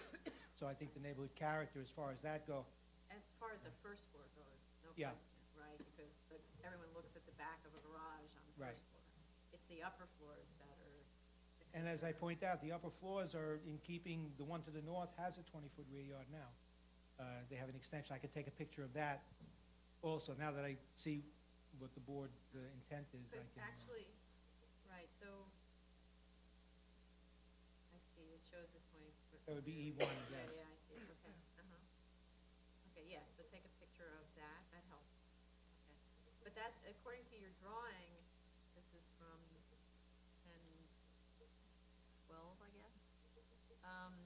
That's just a one-story structure in the back of the neighbor's rear yard that goes to 20, that reduces it to 20 feet. Yes, I will take a picture of that one story. Right, but what you're proposing is something much taller in that back section, so your impact is more extreme than a one-story extension or a garage, right? Yes. As far as neighborhood character, growing up on Staten Island over the years, it's been a big issue with development and anti-development.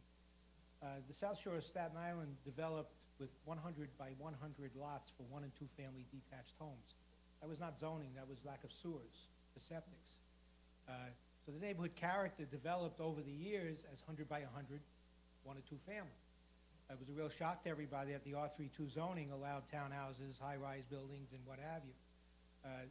So I think what we see here is in the 15 years that the special permit has been in effect, it didn't really create the McMansion scenario that the opponents of it were looking at 15 years ago. And what we have almost is a uniformity because of the zoning and the site head. Everybody's got a 45-degree pitch roof, everybody's got a dormer on the side, and all the buildings are sort of taking on a character of the future, I guess. But the question of the streetscape, whatever the board would prefer as far as photographs or line drawings, we can The accommodate. photographs are what we're now requiring of everybody, so for consistency's sake. And it's also it's actually more informative because when you collapse on the elevation, it brings a dormer that's way at the back, all the way to the front, and that's not the experience of the street. But I know your dormer is 15 feet back from the front wall. Yes, Right, so it's not in the middle. So, but it's a staircase dormer, yes. right? So, and you're just lifting up enough to get head height for the Just for the staircase? 3rd floor, and the building will be sprinkled, but the remaining dormers are all sort of nondescript. They're low. set back from the street, from the sidewalls. They're not going to have much of an impact on Okay. the adjoining properties. Any other questions, comments on this? Thank you, appreciate Thank you. it. Any speakers on this item? Okay, so if you could just make those submissions, that would be helpful. And, I don't know, how much time do you think you need for that? I would say with the holidays, I guess the beginning of January. Beginning, do you want to submit it on the 6th, or is that too soon? Yeah, I don't want to put 13th? too much pressure on my, Okay, the 13th, I mean, it's your 13th schedule. is fine. 13th for a hearing on the 27th? Fine. Great. Should we close this? Should we close it? I think we can close this. Oh, thank you. So for a motion to close? Chair Promoter? Aye. Vice Chair Hinkson? Aye. Commissioner Montanez? Aye. Commissioner Cleveland? Aye. Thank you so much. Thank you. Enjoy your holidays. New cases. Item number 1, 6314BZ, 5500 Broadway, the Bronx. Good afternoon. Michael Nackmias for the applicant. Just here to respond to some of the issues that were raised at the executive session. The first one, the Department of Information forms, be able to get you those within a week. The next item has to do with the letter from the fire department for inspections of the interior fire alarm and sprinkler system. We can get you those by the next submission. The next issue had to do with the first floor being, the question was whether the first floor was considered floor area. It's in the cellar. The PC is located in the cellar. On the last approval. No, it had to do with the lobby at the first floor. Yeah, you have an The lobby is ramped downwards. It's not really part of the PCE. Anyway, we could have the architect review it and get back to you. Is it a shared lobby with some other uses? Because don't you have a separate entry, like on exteriors? There's a separate entry, yes, but again, I'd have to get the architect to really review. I can't respond right now with any definitive answer. So we're going to have our architect look at it, but just to note that the previous application, it wasn't considered floor area.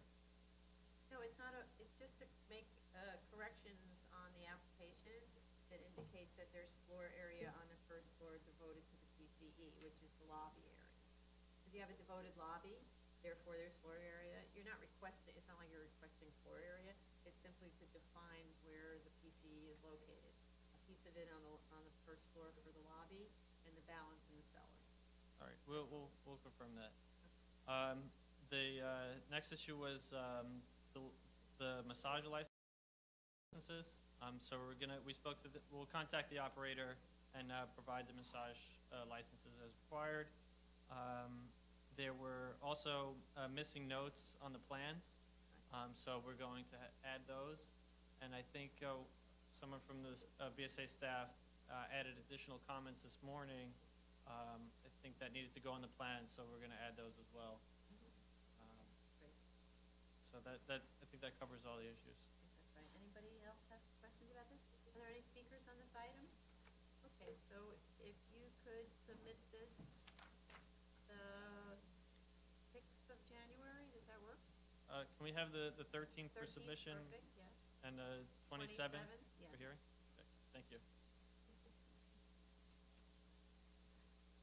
Item number 2, 11814 BZ, 1891 Richmond Road, Staten Island.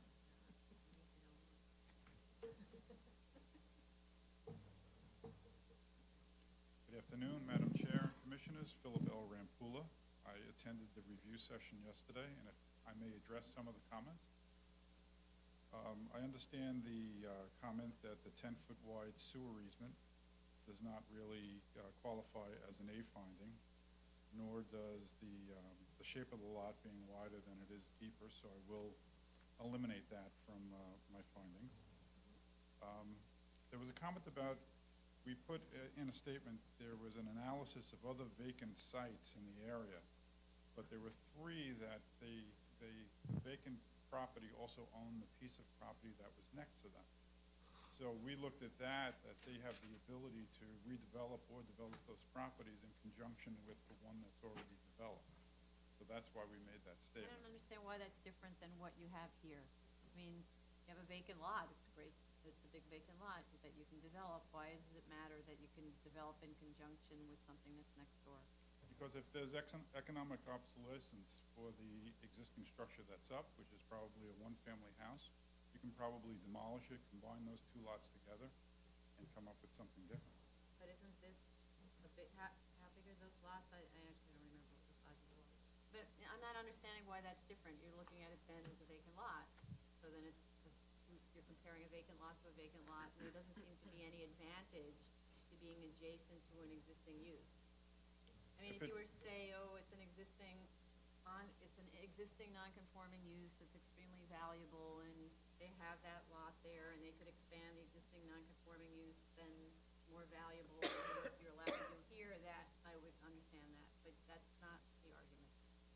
No, in our analysis, we were pointing out in the area from Four Corners Road to Toad Hill Road, from Richmond Road to Flag Place, which is like an island of development, what other vacant lots were in that area.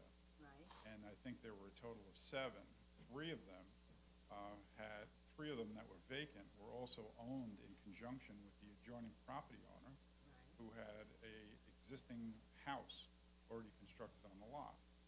So we looked at the redevelopment potential of those lots, that they could operate in conjunction with one another. Are you saying there would be bigger lots than this lot? Is that Well, what you're saying? if they show what's happening on that section of Richmond Road is there are a lot of community facility doctors' offices being built because it's not that attractive to single-family detached homes. So if you had one of those vacant lots that was near an existing house, you can do a conversion and provide the parking on the vacant piece. Do a conversion and You can convert the existing house to a community facility doctor's office, keeping it less than 1,500 square feet, and provide parking. still not seeing why that's different than the vacant lot that you have. That's therefore, as a parking lot, it's more valuable than this lot? Because that's effectively what you're saying.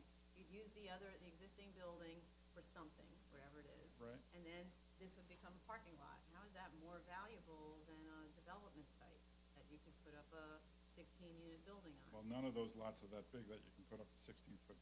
So you need to explain better, because it makes no sense to me whatsoever, and maybe Okay. you don't need those, frankly. I Yeah. think often Yeah. people use that argument when they have a vacant small lot in a neighborhood with many vacant small lots, and then you say that the other vacant small lots are adjacent to lots and they're in the same ownership, so they Yes. can combine them and make a larger lot that could be developed for a conforming use. But here you probably have the largest lot, I do. so you don't need to make that argument. That argument would only backfire on you. And you have other legitimate A-finding arguments that you've already made. You should just stick with those that are, Just take those out of your story. yeah. Okay, I will. Don't need them. Okay. Then there was clarification needed on what the as-of-right drawings were and what was approved by city planning. Yeah. So on drawing There was BSA one 7, that indicates what city planning actually approved. So it didn't approve us, no, but the letter from city planning to DOB says it's a 6-1 family and 5-2 family. That's on the lot to the right. This is they approved the subdivision for 2 separate zoning lots. And on the lot to the right, which you can see on my radius diagram, they did develop 1, 2, 3, 4, 5, 6. 6 homes. But on this zoning lot, city planning only approved 4 one-family. It wasn't 2-family. There is a mistake in my facts, a statement of facts, which I will correct. Correct. 4 one-family detached homes. You know what would be helpful is when you resubmit the statement of facts, if you could attach the drawings that are, attach the material, like the city planning approval letter that's related to the lot in question, the subject lot. They're together. It's together, so then explain to us which part is which, because it's very hard to understand. Okay. And, yeah. Do you want the actual city planning drawings? Because they're large, 36 by 24. Well, if you have them and you can get them reduced, It's there. that's what's called the magic of print shops. They Okay. send it out, they reduce it, and it's, So you're saying that there was another lot where the rest of the homes were? Yes. Where is that? To the right of ours. Oh, on a totally different, then something else subsequently was built there. Yes. Okay. so, and, because that's the Okay. second part of the story is, so that one was successfully developed without a variance. Correct. How come they could? Right, that was the second part of the question, right? How come they went ahead and developed those lots with whatever the correct mix is, 6-1 families, 5-2 families? Correct. And didn't come into all of those difficulties, need to be a unique physical condition, did they not encounter that terrible cliff condition, et cetera, et cetera? It wasn't as severe, and the market rate for the houses at that time was pre-recession. So the value of the houses for a single-family house in that location was in excess of $750,000. And it still hasn't come back? No, Really? not on that section of Richmond Road, it has not come back. Wow. Okay. What I did do is on BSA 6, no, BSA 8, Is this the proposed plans? no, I'm sorry. I did an as-of-right. I showed the city planning approval drawings, and then on BSA 5, I showed if I went back to city planning, I could get 6 two-families, Right. 8 two-families, and still keep the area of preservation to the left. Right. Right. So we No, did your actual as-of-right was clear, but the city planning approval was very. I will clarify that.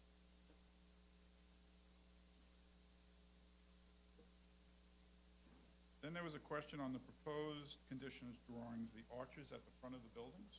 Those aren't driveways, those are just open air, that's just an open arch to allow fresh air into that at-grade parking area. Okay, because there's like a little sort of standby area. I'm not sure if that's just an area we're supposed to get out of the way so cars don't run you over while you're in the parking lot, or I'm not sure really what there's this rectangle with a walk, and that arch seems to have you come to that rectangle and stand there. That's an area that hasn't been developed. There's probably going to be some mechanical space where it's 15 feet in Yeah, depth. that's right. So it's gonna be an enclosed space?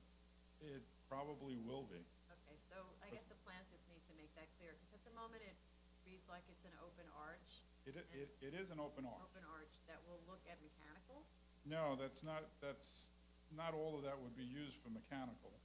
So how will the arch be treated so that you're not, otherwise you're just looking at a parking garage underneath the arch, Correct. right? So won't it have doors or grill work or something like that? What's the idea behind leaving it open? Just to get some fresh air into that lower level. But in terms of the aesthetic of looking at this opening, that you look at cars and there's no door and there's no nothing, because you're looking at a parking garage. I It's not a pretty understand. garden or anything. What this is based on is a sister development that we did about a mile and a half down the road south on Richmond Road, at the top of New Dorp Lane. There's a 13-unit condominium building that we have open parking on the ground area. We don't have any arches or any architectural treatment. And it works well. It's just handled with some planting. I'm sure Commissioner Montanez is familiar Yes, with it's it. a It's nice nice, so development. It looks maybe very you nice. could just show a photograph of that I can. part of the treatment, so I can get an idea where you. Regarding the parking, it's gonna be open enough that it's not gonna be considered any floor area in the basement? No, that's my problem. I am counting it as floor area, and that gets to the .6. Oh. you're And counting I was over- wrestling with that all of last night and this morning. Oh, you are counting? Right. Oh, just the mechanical space you're taking out? Right. And that's up on the first. So that's kind of new, that you have to include all the parking space. Well, it's not, in an R3 district, you're only allowed to deduct up to 2 cars, the second car, which is a maximum of 500 square feet. I haven't taken that deduction, but I will. There's nothing else in the basic definition of floor area in an R3 that allows me to deduct that whole floor out, although I should be. And then I'd be way below the .6 and probably way below the .5. Okay. So there's access, just pedestrian access through those arches? Yes. And There is pedestrian access. I don't even think there'll be pedestrian access through those arches. I don't think those arches are very high. I mean, my brother and I were talking this morning about putting architectural grills on them, not garage doors, because we don't like the look of it. I'll come back with something. Just trying to understand what it is, really, you know. Okay. I want to design your project. The arch actually helped break the front massing of the elevation and lended some interest to it. No, it's an attractive project, it's just to understand that, because there seem to be 2 entrances to the garage right next to each other. Understood. It was odd. I think there was also a question about land sales. The reason I didn't show any land sales for R12 is because the R12 portion of the lot is totally within the area of preservation. None of it is being developed. If you look at Does it affect in any way the sales price that you have assigned, the $8 a square foot that you've assigned for that area? Or is it negligible, the difference? I think I don't think it affects it at all. Okay, that's why I said you don't need to do a whole study, just address it in the Okay. narrative, that's all. Yeah. In the one sentence. financial Yeah, narrative. Yeah. one sentence of why you didn't think it's, yeah. Okay, and you had your attic question? No, regarding the retaining wall that already completed, how is that, because it's an improvement and That's coming down. that is coming down? Why? But if you look at our proposed condition plans, it's really in the wrong spot. So we have that 10-foot sewer easement in the back. So the uppermost retaining wall has to be, if you look at BSA 8, that uppermost retaining wall is right up against the 10-foot easement, because I can't be within the easement with my retaining wall. I can't be against the rear property line. So I'm offset already 10 feet, and So then that retaining wall is in the easement area right now? it's outside of the easement area. If you look at BSA 8, I took pains to show where that retaining wall is. And it's, in some points, it's 17 feet off of the rear property line. Then it steps, and I have another retaining wall in front of it, and then I only have about 10 feet to the back of the building. So we wanted to keep that retaining wall away from the rear of the building as much as possible. Where the retaining walls are now is even closer to the street. So the first one, because it's stepped, is definitely, well, the first one isn't in, the second one's in, and that's most likely coming down.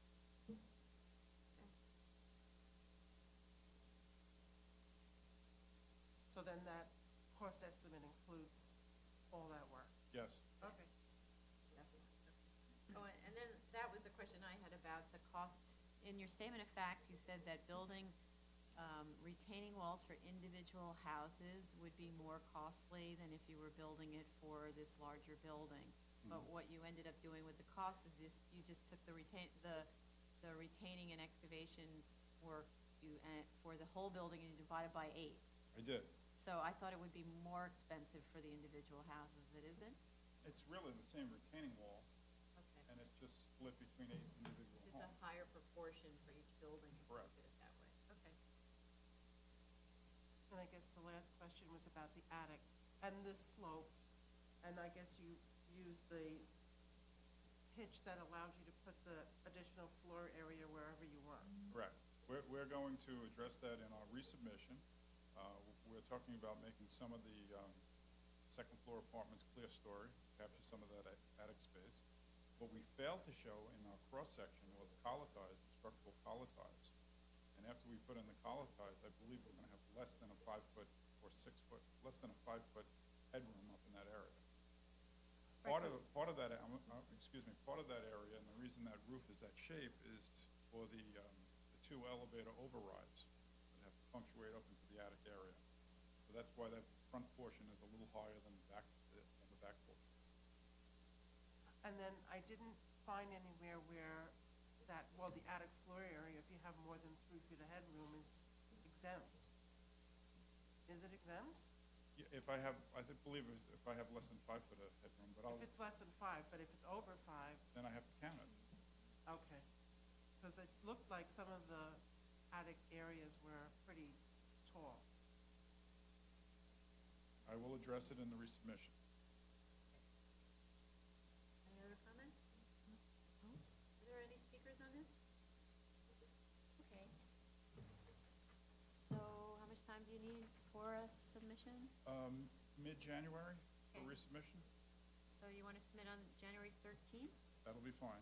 for a hearing on, I think it needs to be February 3rd. Therefore, you could also submit on the 21st if you prefer. Oh, that'd be even better. Okay, Thank you very much. thank you. Have a nice holiday. You too. Item number 3, 12414 BZ, 1112 Gilmore Court, Brooklyn. Good afternoon, Madam Chair, Commissioners. Again, Frank Saint-Jacques from Sheldon Lobel, appearing for the applicant. Number of concerns were raised at yesterday's executive session. I'd like to address as many of those as I can here, and I anticipate that we'll have a resubmission to submit additional materials and with a revised statement of facts. The first concern raised was a discrepancy between the perimeter wall height in the statement of facts and the zoning analysis. That was an error in the statement of facts. The correct proposed perimeter wall height is 25 feet as indicated in the zoning analysis. We'll make that correction. There's another issue as it related to the statement of facts regarding language with respect to the non-compliant features being permitted pursuant to 73-622. We'll rephrase those to reflect the text of 73-622, that those are waivers that are permissible if the findings are met. I just would note specifically with respect to the perimeter wall height, my understanding, and we'll confirm this with the architect, is that the 25-foot proposed perimeter wall height is compliant pursuant to zoning resolution 23-631B. So any confusion that we've created with respect to the statement of facts indicating. No, that's not what it has to comply with. It has to comply with, in order to be entitled to consideration for a special permit under 622, it has to be where the enlarged building, the subject building, is adjacent to a single or two-family detached or semi-detached residence with an existing non-complying perimeter wall facing the street. So you, right, it needs to have, and the increased height of the perimeter wall of the subject building shall be equal to or less than the height of the adjacent building's non-complying perimeter wall facing the street. Okay, that's what has to be confirmed. So Madam Chair, my reading is that the enlargement resulting in a non-compliant perimeter wall height, my understanding is that the proposed perimeter wall height, it would be compliant. It would be 25 feet. So that additional finding wouldn't need to be shown. I can obviously confirm this, but I believe just as a plain reading, it would not be a non-compliant perimeter wall height. You're saying it's complying already with 23631G. Correct. Okay. And reference to the perimeter wall height following the waivers asks may have created some confusion with respect to that. We'll revise so that confusion doesn't present itself. There was some discussion of the plans with respect to a floor-by-floor zoning analysis. We'll ask the architect to include that in revised plans, as well as a discussion of the functionality of the attic bedroom. I know there's some concern with relating to the roof. We'll either ask for revisions or to flesh that out in the statement of facts as to how that would work. With respect to the inner court of Lot 75, the adjacent building, we would ask the board for some clarification. I can speak to that briefly. There's no express agreement between our client, the homeowners, who just for the record are present today, and the adjacent homeowner whose court may be adversely affected by this enlargement. They did receive notice not only of this hearing today, but of the community board meeting for the community board 15's notice requirements. I have proof of that notice. I can submit that now. Do you know the conditions in that court? Are there windows, or is it just simply a sort of a cutout of the building without any fenestration? So my understanding, based on Google Maps, I haven't done a site visit, is that there look to be windows within the interior of the inner court, so on both the first floor and the second floor. If the board would possibly flesh out, what the concern would be, so that we can respond appropriately to. Well, my concern was that they have an inner court that's pretty much on the property line, I suppose, right? And you are proposing a condition along that side that has stairs going down and creating sort of this well area and stairs coming back up on that property line. So my concern was that if there's access from the adjacent building into that court, you've sort of created, a pit somebody could get hurt in, unless you have in some way put up a fence, or it doesn't indicate that there's anything but this well, and I would just have a fear that, some kid decides to climb out the window and I see. So take a walk in the court. And so the concern was relating to more of the ground floor rather than any issues with the inner court as it related to the vertical enlargement. Is that fair? That's fair. Okay. But you bring up a good point in that, indeed, is there some form of legal light and air that's in that courtyard for them, and are you imposing on that? And if there's none, that's fine, but right. If there is something, then you should speak to that. No. Oh, and if I may submit these, or may I approach? Sure. So I'll just note for the record, that's the community board notice as well as the notice for this hearing today that was also sent by email to staff. And I would note that we're in attendance at the Community Board 15 hearing. We received no express objection from that neighbor, nor have we received anything by mail, nor were we alerted by the Community Board as to specific issues relating to Lot 75. I mentioned that we would provide additional materials, or I will mention now, a streetscape and the rear yard analysis. And the largest concern that we understood from the executive session was the neighborhood character finding. No, it was the huge FAR. Right. So we obviously will flesh out our argument with respect to the ask. We acknowledge that it is a large ask. We do feel that it is consistent with the neighborhood character, and would just ask for the opportunity to, with these additional materials and with the revised submission, make a more compelling argument. Well, just to go back to that, a compelling argument when it's the only one of its type, basically. There's one other building, and we don't know the history of why that has such a high FAR, so you should speak to that as well. But there's only one other building in your study area that has such a high FAR. Why should this building be entitled to, or should it receive such a huge waiver when the standard waiver is more like 1 FAR? Right? I mean, and so really what I have to say is you need the architect to go back and look at bringing the amount of floor area down, because it's too big of an ask compared to what's been granted in this area, not to mention whatever the impact is on neighborhood character, the apparent mass of it on a streetscape, which we don't know yet because we don't have that information. Understood, Madam Chair. And I just would note, and I mean, although this is not dispositive, the community board did overwhelmingly vote, I believe 28 to 5, to approve this, to recommend approval of this application. Again, there is no express objection to the size of the waivers asked, and we will discuss this with the architect and provide additional materials to hopefully make our case. Thank you. Any other comments, questions? Are there any speakers on this item? Okay, so you could make a submission in the middle of January, is it good? Would it be possible to track the 13th, 27th schedule? Sorry, the submission of the 13th? There's no more room No. on that one, so you could submit on the 20th for a hearing on the 3rd of February? Yeah, I think we'll have to do that one. Okay.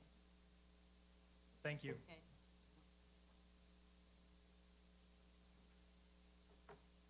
Item number 4, 16814BZ, 419 Lafayette Street, Manhattan.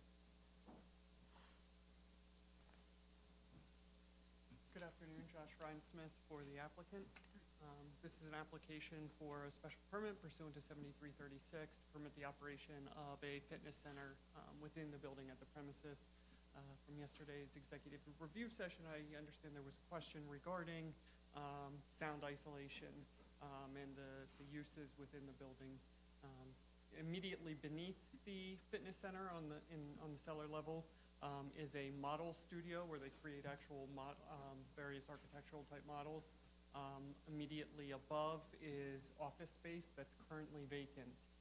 The applicant consulted with an acoustical engineer who has actually recommended that we construct our exercise studio within an isolated room that is off the concrete slab of the ground floor, as well as the ceiling will be suspended from the building ceiling. So that is being done, and I'll be able to submit an actual architectural plan showing this isolated studio to the board. Great. Okay. Any other comments, questions? Are there any speakers on this item? Okay, that's perfect. I think we could close this. No? Chair. Go ahead. For a motion to close? Chair Perlmutter? Aye. Vice Chair Hinkson? Aye. Commissioner Montanez? Aye. Commissioner Otley Brown? Aye. Okay, so if you could submit could submit tomorrow. Really, you have those drawings already? I have it in my possession, yes. Okay. So how about you submit instead, on the 30th of December? Okay.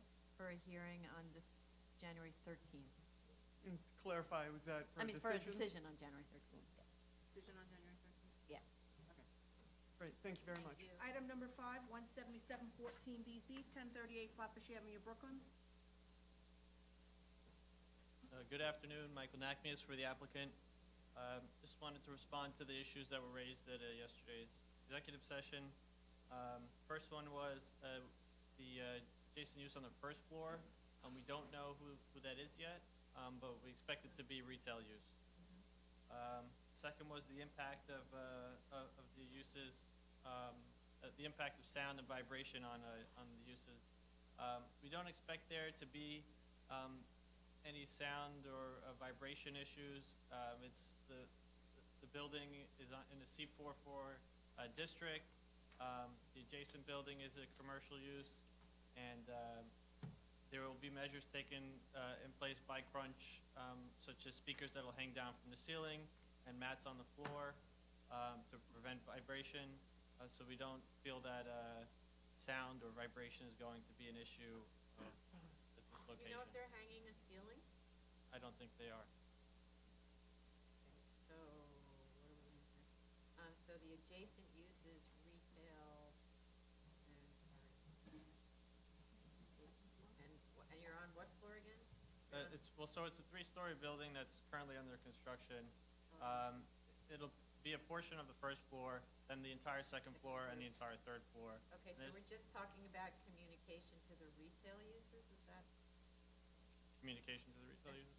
sound and vibration communication? Yeah, well, we don't think there's going to be any excess sound or vibration issues anymore. That would be in an as a right scenario. Okay. And there are mats on the floor that would prevent vibration. For me, I think the main thing, if I've got the right plan, is that it's not because you don't think there'll be vibration, because it's a fitness studio that has treadmills, all that stuff, all of which causes noise and vibration, but it's because there's separation between the adjacent tenants and the exercise space that is things like dressing rooms and reception areas, so that functions as a buffer. And the cellar is storage, right? Believe so. Okay. Cellar is, yeah, exclusively storage. Storage for your, it's only the first floor that has the adjoining retail, right? Right. Just a portion, it has its own entrance, just a portion of the, Right, okay. of the first floor.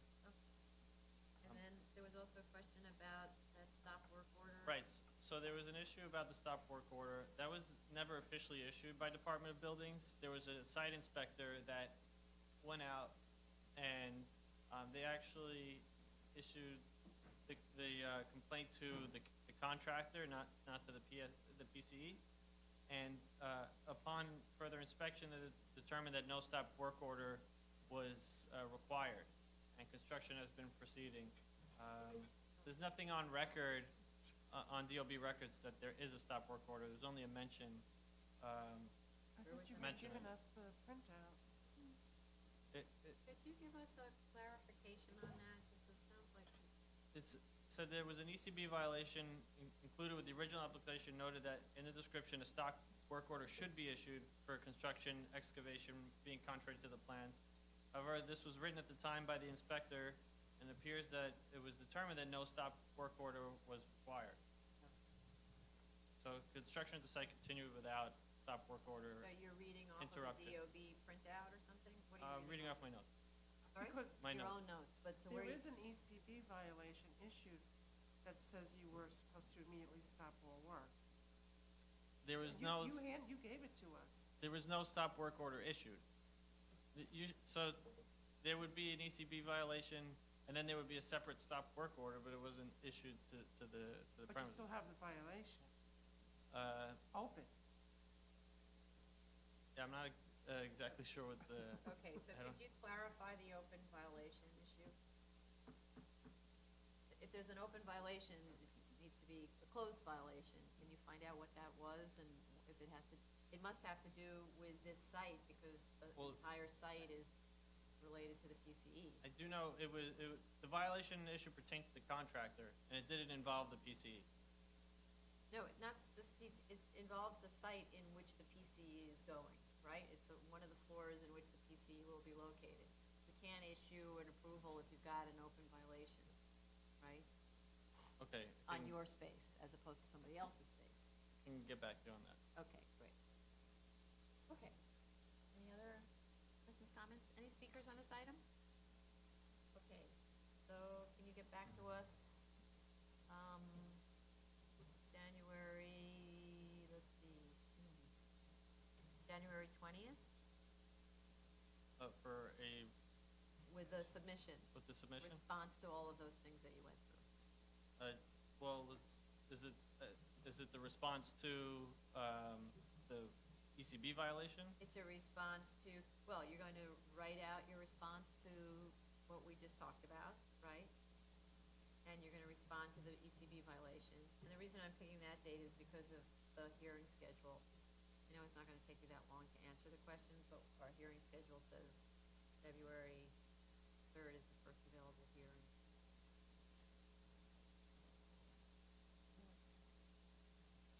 And to respond to the sound?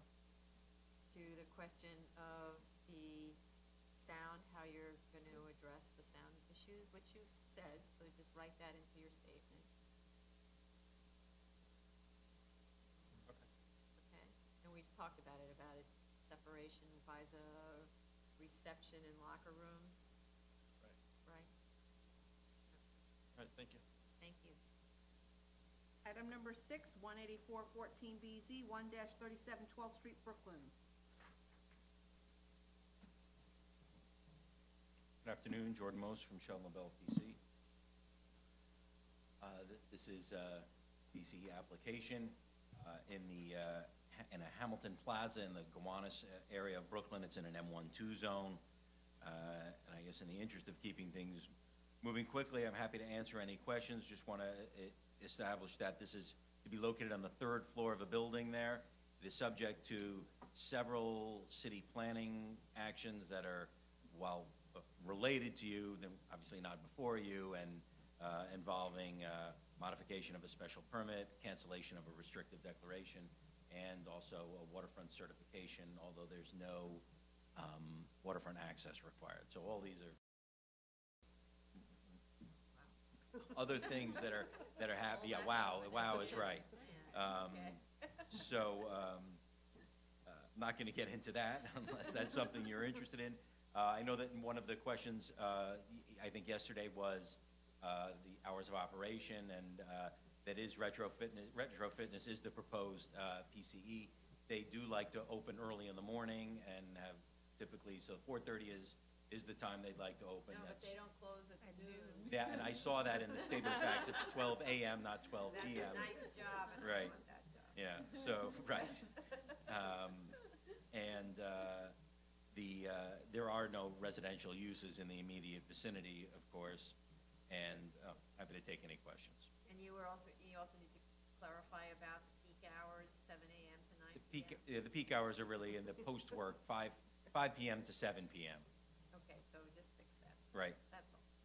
So, and I think we have from our end, I think we're still waiting for a community board decision, but other Yeah, than I think it happened. I think they haven't put pen to paper. Can you, We're following up with them. call them? Yeah. So that we can close this, so that while we're waiting for those submissions, and then you deal with city planning. Sure.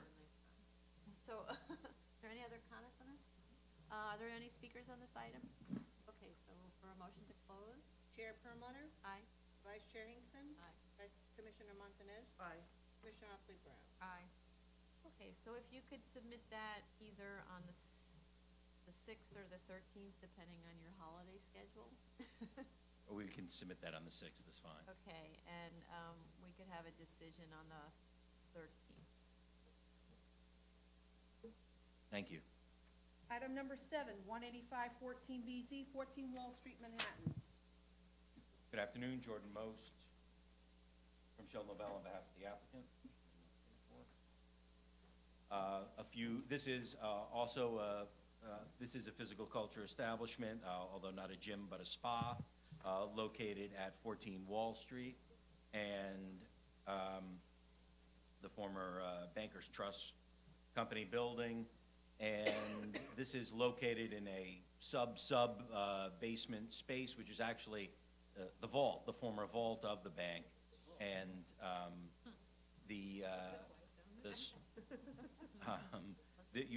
there were a couple of points yesterday. One was just to clarify, the spa they are not operating, they are not in the space. The space is vacant, so I just wanted to. So that was a mistake in the community board, thinking it's a legalization? Or was No, it a spa? so there is I'll check their resolution. There is a spa, and also to clarify, there is not a spa, but a gym. There's an Equinox. I think I submitted Lower floors. on the upper. So that's on the first floor, partially on the first floor and the second floor of the building. Right. The building there's some slopes because Wall Street slopes downhill. Then there are steps up to, well, the lobby walks in right from Wall, and it has frontage on Nassau and Pine, and the lobby is obviously at grade on Wall. A portion of the gym is located on that level, and then on the second floor, there's retail in a cellar level or cellar basement level, and then the proposed spa is in the sub-cellar level. So it's a mistake in their resolution, just. So I can check on that to see if there's any way they can reissue that, but it is definitely not a legalization. Okay. And then the only other question was, is there signage proposed for this? So there will be, I think, a very small, obviously, this building is a landmark, so they'll need a certificate of no effect, and I guess we would ask that, I don't know if we've designed any signage, we wouldn't put it on your plans, but if you wanted to make it subject to, of course, landmarks approval, a small plaque is all they're really considering on one of the frontages. Okay. Any other comment, questions? Any speakers on this item? So we can close this. A motion to close? Chair Pulmoner. Aye. Vice Chair Hinkson. Aye. Commissioner Montanez. Aye. Commissioner Otley Brown. Aye. I don't think there's actually any submission required, so we could schedule this for a decision on January 13th. Thank you. Okay. Thank you. Item number 8, 285-14BZ through 288-14BZ.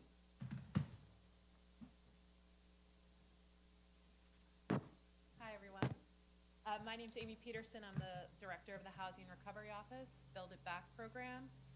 We're responsible for rebuilding, elevating, and repairing homes across the Sandy impacted areas for the City of New York. We're here today to present our next 3 clusters of BSA applications, 18 properties for special permit 6492, and 5 applications for GCL 36 waiver. These are all on Staten Island.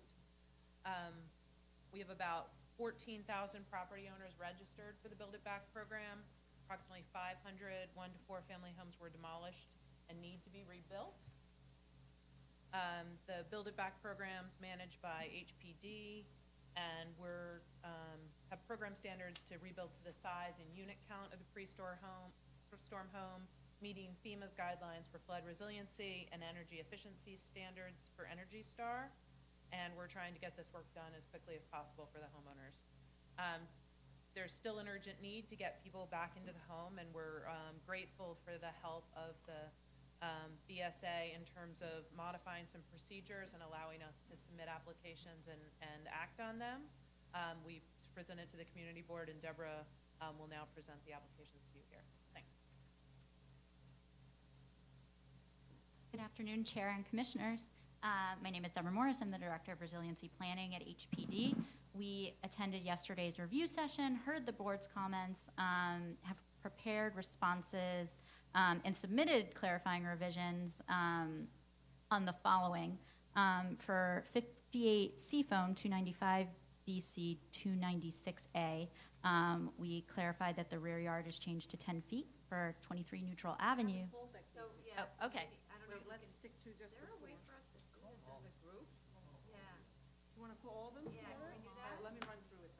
sorry. 285 14 BZ through 288 14 BZ, which is 84 McLaughlin Street, 20 Orlando Street, 138 Roma, 131 Cedar Grove Avenue. Number 9 is 291 through 314A, which is 19 Millbank Road, 23 Neutral Avenue, 58 Seafoam Avenue, 6th and 28 Topping Street. The next item is 303 through 307 14 BZ. It's 1032 and 1034 Olympia Boulevard, 296 Adams Avenue, 156 Baden Place, and 540 Hunter Avenue, Staten Island. And the last one is 308 14 BZ through 312 14 BZ, 178 and 179 Kiswick Street, 55 and 65 Hempstead Avenue, 297 Colony Avenue, Staten Island. Okay, good. Sorry about that, Debbie. Thank you for seeing all 4 items together, and all 19 properties. First of all, before I run through yesterday's comments, I want to note that on December 5th, by homeowners' request, we withdrew 178 Kiswick Street, which is 311-14 BZ, because the homeowner is leaving Build It Back. So for the clarifying revisions which we provided, again, 58 Seafoam, 295 BZ, a rear yard was changed to be 10 feet. For 23 Neutral Avenue, 293 BZ and 294A, the side yard was adjusted to comply with 8 feet between buildings, and a second parking space was added to the ground floor plan. For 291 BZ and 292A, 19 Millbank Road, we added an additional General City Law 36 site plan, and showed the second parking place on the ground floor plan. We also, on several of our documents, provided radius diagrams to include the dimensions of map streets, and updated our statements of facts to show these changes in our plans. We also noted that the examiner found several errors in our both our statement of facts and our zoning analyses, and we corrected those errors. Additionally, there were comments regarding the provision of garage doors. And the agency takes this comment very seriously, as we've spent over 1.5 years on the design of our prototypes. And we see the concern of mitigating the visual impact of an elevated home and the effect this could have on the surrounding properties, and understand that in these particular homes where we're asking for additional yard relief, the board requested we consider the provision of garage doors. I need to step back and explain a little bit about Build It Back and why the program does not provide garage doors. The first issue would be cost. Our program standards were designed to construct 500 homes and additionally have parity with benefits which are provided with the Build It Back elevation program, which is intended to serve 2,000 to 3,000 properties. It is a very costly amenity to provide at that scale, and cannot be implemented across the program. And as a program, it is difficult for us to provide a benefit for one homeowner and deny it for others. Before you finish reading that? Sure.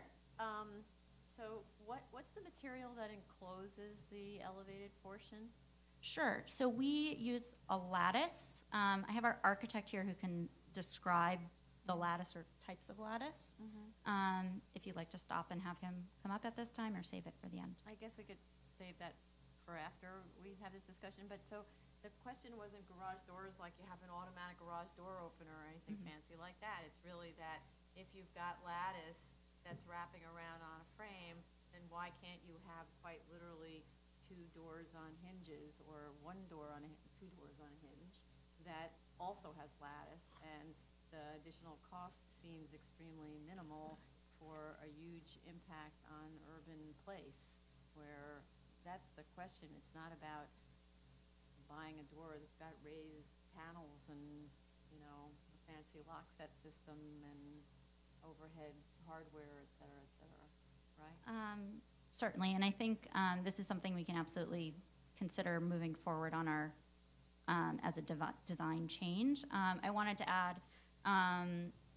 the agency also has, HPD in particular, has concerns about the potential for illegal occupation in the underbuilding space. Can we talk about that just a little bit? Sure. So the thing is, whatever you do, you cannot stop people from doing whatever they do illegally. Operating a bordello, you know, a crack house, can't stop them, right? It's about enforcement, right? So if it's illegal to occupy the ground floor, it's illegal to occupy the ground floor, that's the first thing. So, but what you're doing is imposing this non-aesthetic, really, because you're allowing people, they're gonna have garages filled with junk. That's what you do with your garage, right? And if you only have one car, then you fill the rest up with junk. If you have two cars, then it's the sides with junk, and when the cars pull out, then you see inside, and there's the stains on the ground and all that stuff. That's the reason they invented garage doors, so you don't have to look at that, right?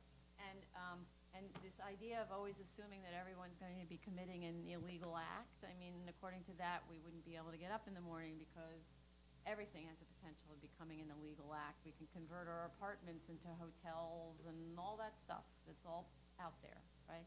So that can't really be the reason for why you don't do it. And in addition to which, if you really wanted to stop people from living in there, it wouldn't be preventing a garage door or some closure. Instead, it would be, I think, installing a mezzanine where you're limiting the head height in the space so that you don't get structural headroom above whatever, above 5 feet or whatever it works to get a car in there. So just enough to get the car underneath the carport, and then you drop some kind of a storage place, and then people would be less likely to move in. But I don't find it persuasive that you're concerned about people living in there. I mean, it's just, yeah. I just don't find that's a good motivation. Well, when our team discussed this, we discussed automatic garage doors. So I will take it back, the provision of lattice doors, that is new. I would like to add that what we would like to provide as an additional mitigation against the elevation and the unsightliness is additional plantings. So the Flood Resilient Text Amendment, Chapter 64, requires two visual mitigations, which in general in our houses are being solved by a covered porch or a porch with a stair turn. Here, in addition to the mitigations we've proposed, which are the porch and a stair turn or a covered porch, we propose to provide additional plantings that meet the standards of the flood text, so a minimum height of 3 feet, but coverage where feasible. So not 50% because that would be difficult to provide the parking space, but 20 to 30% or as appropriate. We believe that this could be accomplished through a note, but if the board needs to see this in plans, we can work with that. A note would be okay, but it's not in lieu of a garage covering because you can't put a plant in front of a garage, right? Right. So that won't do the job, but okay. Okay. So that is the topic of garage doors. The second larger topic, which spans across several properties, is the provision of under-building storage, which in the case of the A1.5 prototype, which is our longer, narrow prototype, sometimes hinders the ability to park 2 vehicles underneath the building.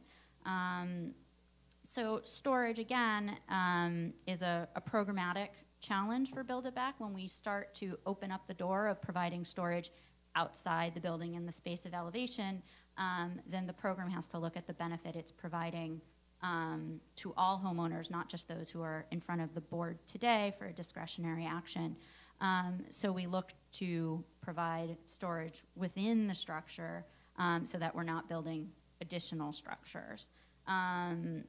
Our architect here, Neil DeRitter, submitted to the board yesterday a letter about why they have advised us that it's not reasonable to push the understorage outside of the structure, and I'll leave that for him. Would you like me to go through each property or proceed to the architect? The comments were, I mean, I think we made all the comments about the specific properties. So, and I think we've been responsive to those. those open issues that are sort of general about many of the properties. But you move the buildings around according to what we discussed with rear yards and side yards and so on. Great. And in addition, so I commented on a number of properties. There are a series of properties we were not able to make changes to, and we would ask for a deferral for hearing on January 6th. Those are items 285, 286, and 288 BZ, 84 McLaughlin Street, 20 Orlando Street, 131 Cedar Grove Avenue. Items, calendar item 9, 297, 14 BZ, 298, 14A, 6 Topping Street, 299, 14 BZ, 300, 14A, 28 Topping Street, and calendar item 10, 312, 14 BZ. I can go slower, I'm sorry, Tony. Yeah, I think you need to, because I have to keep an accurate record. Sure. If you don't mind? Sure. Let's go through that one more time. Sure. Calendar item 8, 285 BZ, 84 McLaughlin Street. Is adjourned? You're requesting an adjournment. Ask a deferral? Is that an adjournment? Before we talk about Adjournment? So it's good to adjourn them. Our problem is we have a lot of cases on January 6th. Can we break this up? Can we maybe move it to the 14th? What? We can have, well, it's just a lot, what? I reviewed those. Yeah, you did, but I don't know if everybody else did. Did you review all? I didn't finish reviewing. No, because we knew they would be adjourned. Yeah, if there were any way we can move these to the, just to the, whatever that is, the 13th? We have a lot of cases on the. Yeah. Split them up, do a portion on the 6th and do a portion on the 13th. I think doing them all on the 13th would be fine. 13th is heavier? It is? You have 14 cases on the 13th, and 23 on the 6th.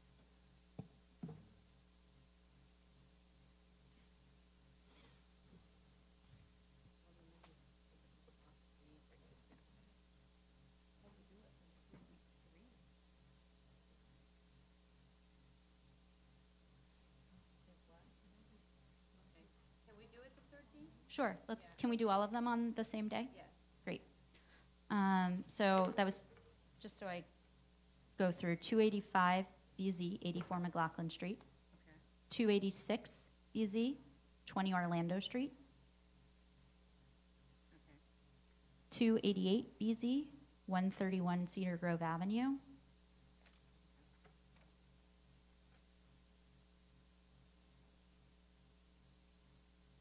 Calendar item 9, 297, 14 BZ,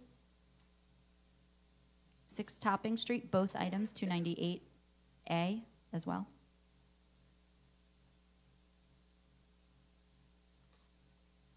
So that's 6 and 28 Topping? Yeah, both. So that's also 299 and 300 is 28 Topping. All right, and then last one, oh, not last one, calendar item 10, 312, 14 BZ, 65 Hempstead Avenue. Wait, that's the wrong, I'm sorry. That's 11, 312? Okay, that's Hempstead. 65 Hempstead. All right, okay. So those of you like defer readjournments. Okay, and then calendar item 11,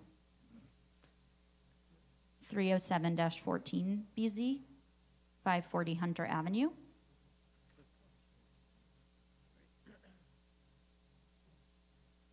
And 308-14 BZ, 179 Kiswick Street. Can you write this down for us? Of course. Submit it to the record, that would be a lot. Absolutely. It's a record-keeping challenge for us too, but we have it. We actually have a list of the ones that we were going to be able to grant today. That's what we reviewed. Sure. So I think sort of a process of elimination, actually. Yeah, that's what I'm like, Yeah. Yeah, we'll give you the ones that will. But the ones that are on for continued hearing, can you look at the lattice door in connection with that? I will bring it up with the team today. Okay, that'd be All great. right. And then if we could just talk about the storage. Sure. Then I have our architect here. Thank you. Thank you.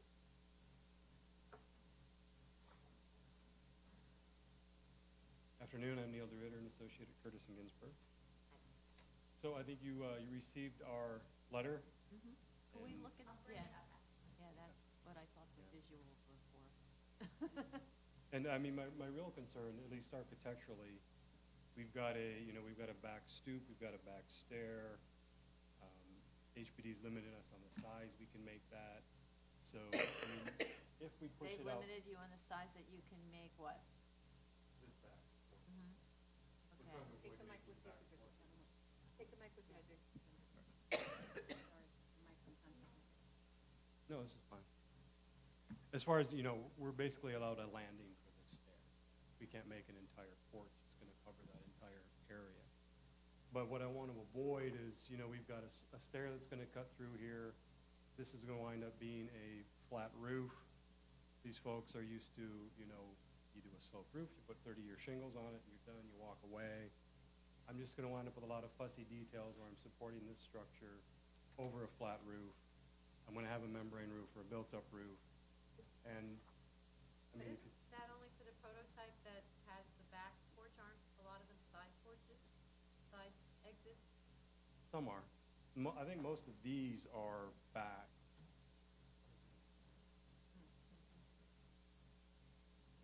But in any case, I wind up with what I feel is kind of a, sort of a cobbled together mess in the back of the building.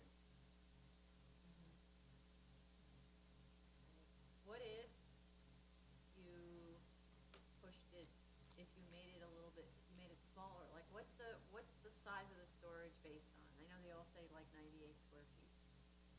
What's supposed to go in that storage? Well, I mean, that was just a program given. We were giving everyone 100 square feet of storage. That's where that number came But what's supposed to go in that storage? Since it's wet storage. Well, you're it's, not I mean, putting these folks have lawn mowers, they have Right. bikes, things like that. It's a storage shed effectively, right? So I guess the question is, why can't that be an independent, I know that you have building services in the structure, but aside from that, why can't that be literally an independent storage shed that the owner actually buys from like Home Depot that sits in the backyard, which is pretty typical? Well, I mean, the reason is that utilities entrance. No, so that's a different subject, but if we just talk about their lawnmower and the trash. They could can- store a lawnmower anywhere. Right, so if the 98 square feet was about the lawnmower storage, then they could easily get 98 square feet or whatever you want from Home Depot and put it in the back, right? True. And it's not very expensive, so it's not what we're talking about, a major cost to the homeowner, right? Right. It's like cheaper than the lawnmower probably. Okay, so can we talk about the utilities? And utilities, we've got our water entrance, most of these are sprinkled. It's actually a lot of stuff going in there. We've got backflow prevention valves, we've got water meters, all of this has to be, traced and insulated. So it's just sort of a logical place to put that. We don't have the room to put it on the floor area. But why can't it turn around perpendicular to that? And so it's just a band of, Oh, like a just classic take this utility and move it closet. that way? Yeah, so it's like 3 feet deep, and then you even have a door on it so kids can't play. Yeah, I see where you're going. I'm not sure we've got enough room to fit that in and get both of your parking spaces, if that's where this is A lot of going. the time, because we don't really have clear dimensions on this stuff, but a lot of the times the car, and the other part of it is your parking space is 8 by 18. Maybe that's not actually the size of the car, so that might help us understand this, right? But it seems as if sometimes the car is sticking out 5 to 7 feet. If you were to just reduce this thing to a 3-foot strip at the top or whatever, even 24 inches might be enough. I don't know what the depth of the meters are. Well, we've also got an issue with, we need access to it, so we're required to have, 3 feet of space in front of the valve. Yeah, but you would open a door like everybody does, right? You have a door that opens and the meter guy comes and Yeah. folding doors, whatever, right? It's not all the time like that. The meter guy, you pull the car out, the meter guy comes in. You have to do that anyway, otherwise there's no way for his body to get to that door if the car was really parked there, right? So, because the issue really is, again, the subject of the sort of, the kind of like the blight of a car that's sort of neither here nor there, not parked under the house, not parked in front of the house, not to mention the fact that you'd never be able to close the doors that we're talking about wanting to have.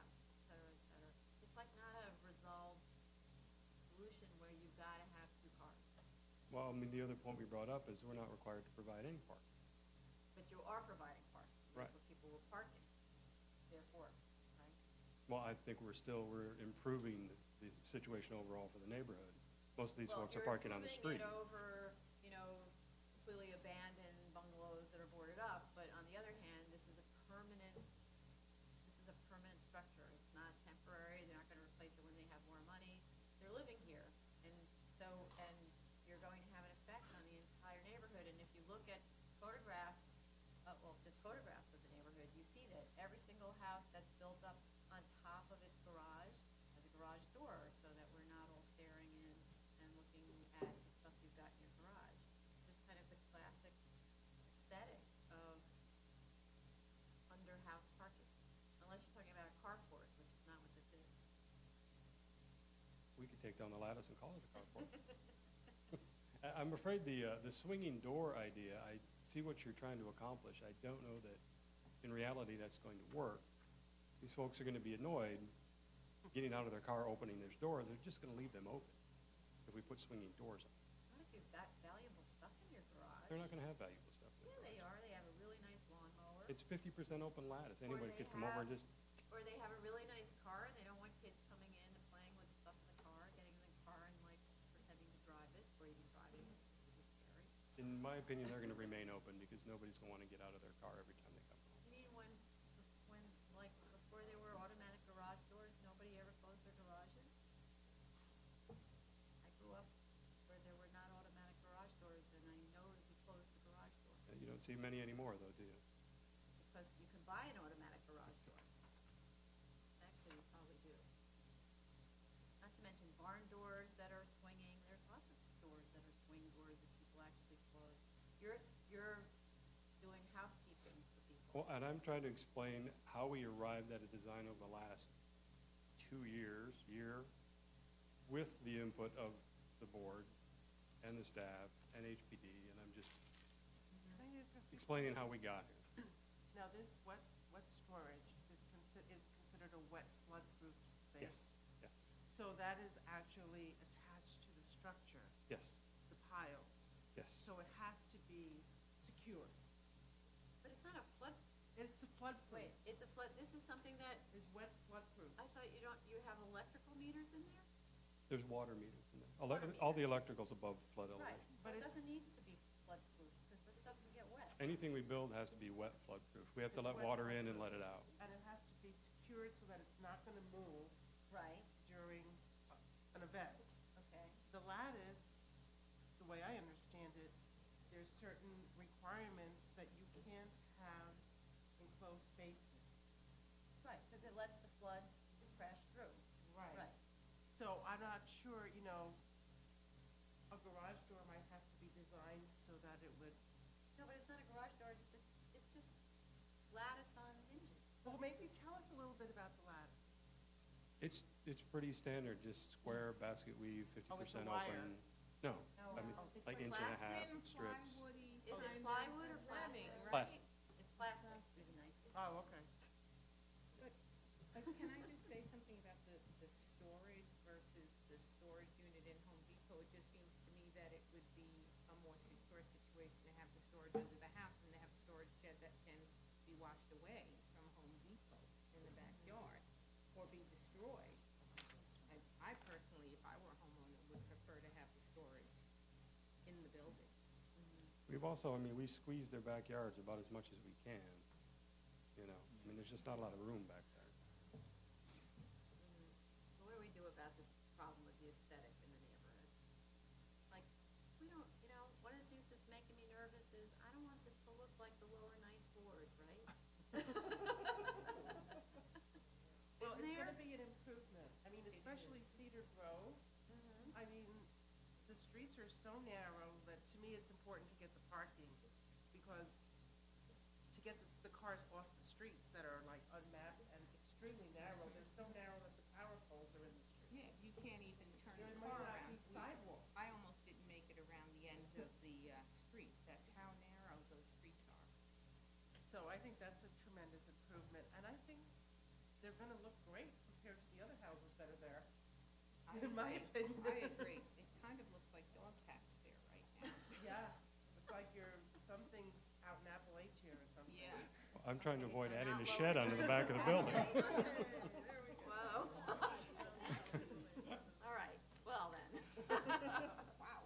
Well, is it paramount to have two cars, to have a two-car garage?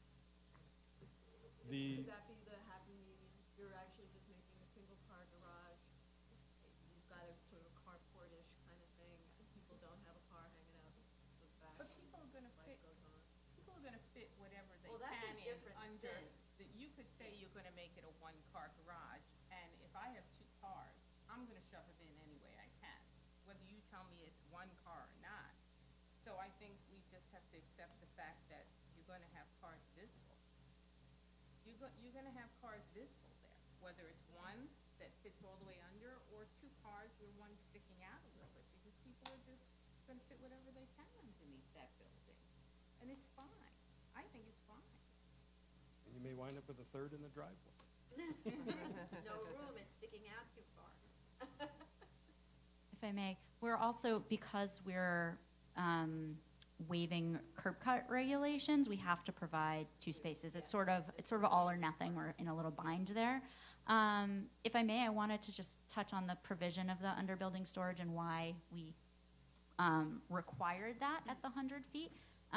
Many of the homeowners in our program are losing basement space, and we were trying to come up with a solution that was sort of a compromise answer, which was something economical, wet flood proof that could, provide storage for things that they used to keep in their basement, like their bicycles or their lawnmower, but was cost effective and reasonable within the program standard guidelines, which doesn't allow us to replace basement square footage for the most part, with some caveats.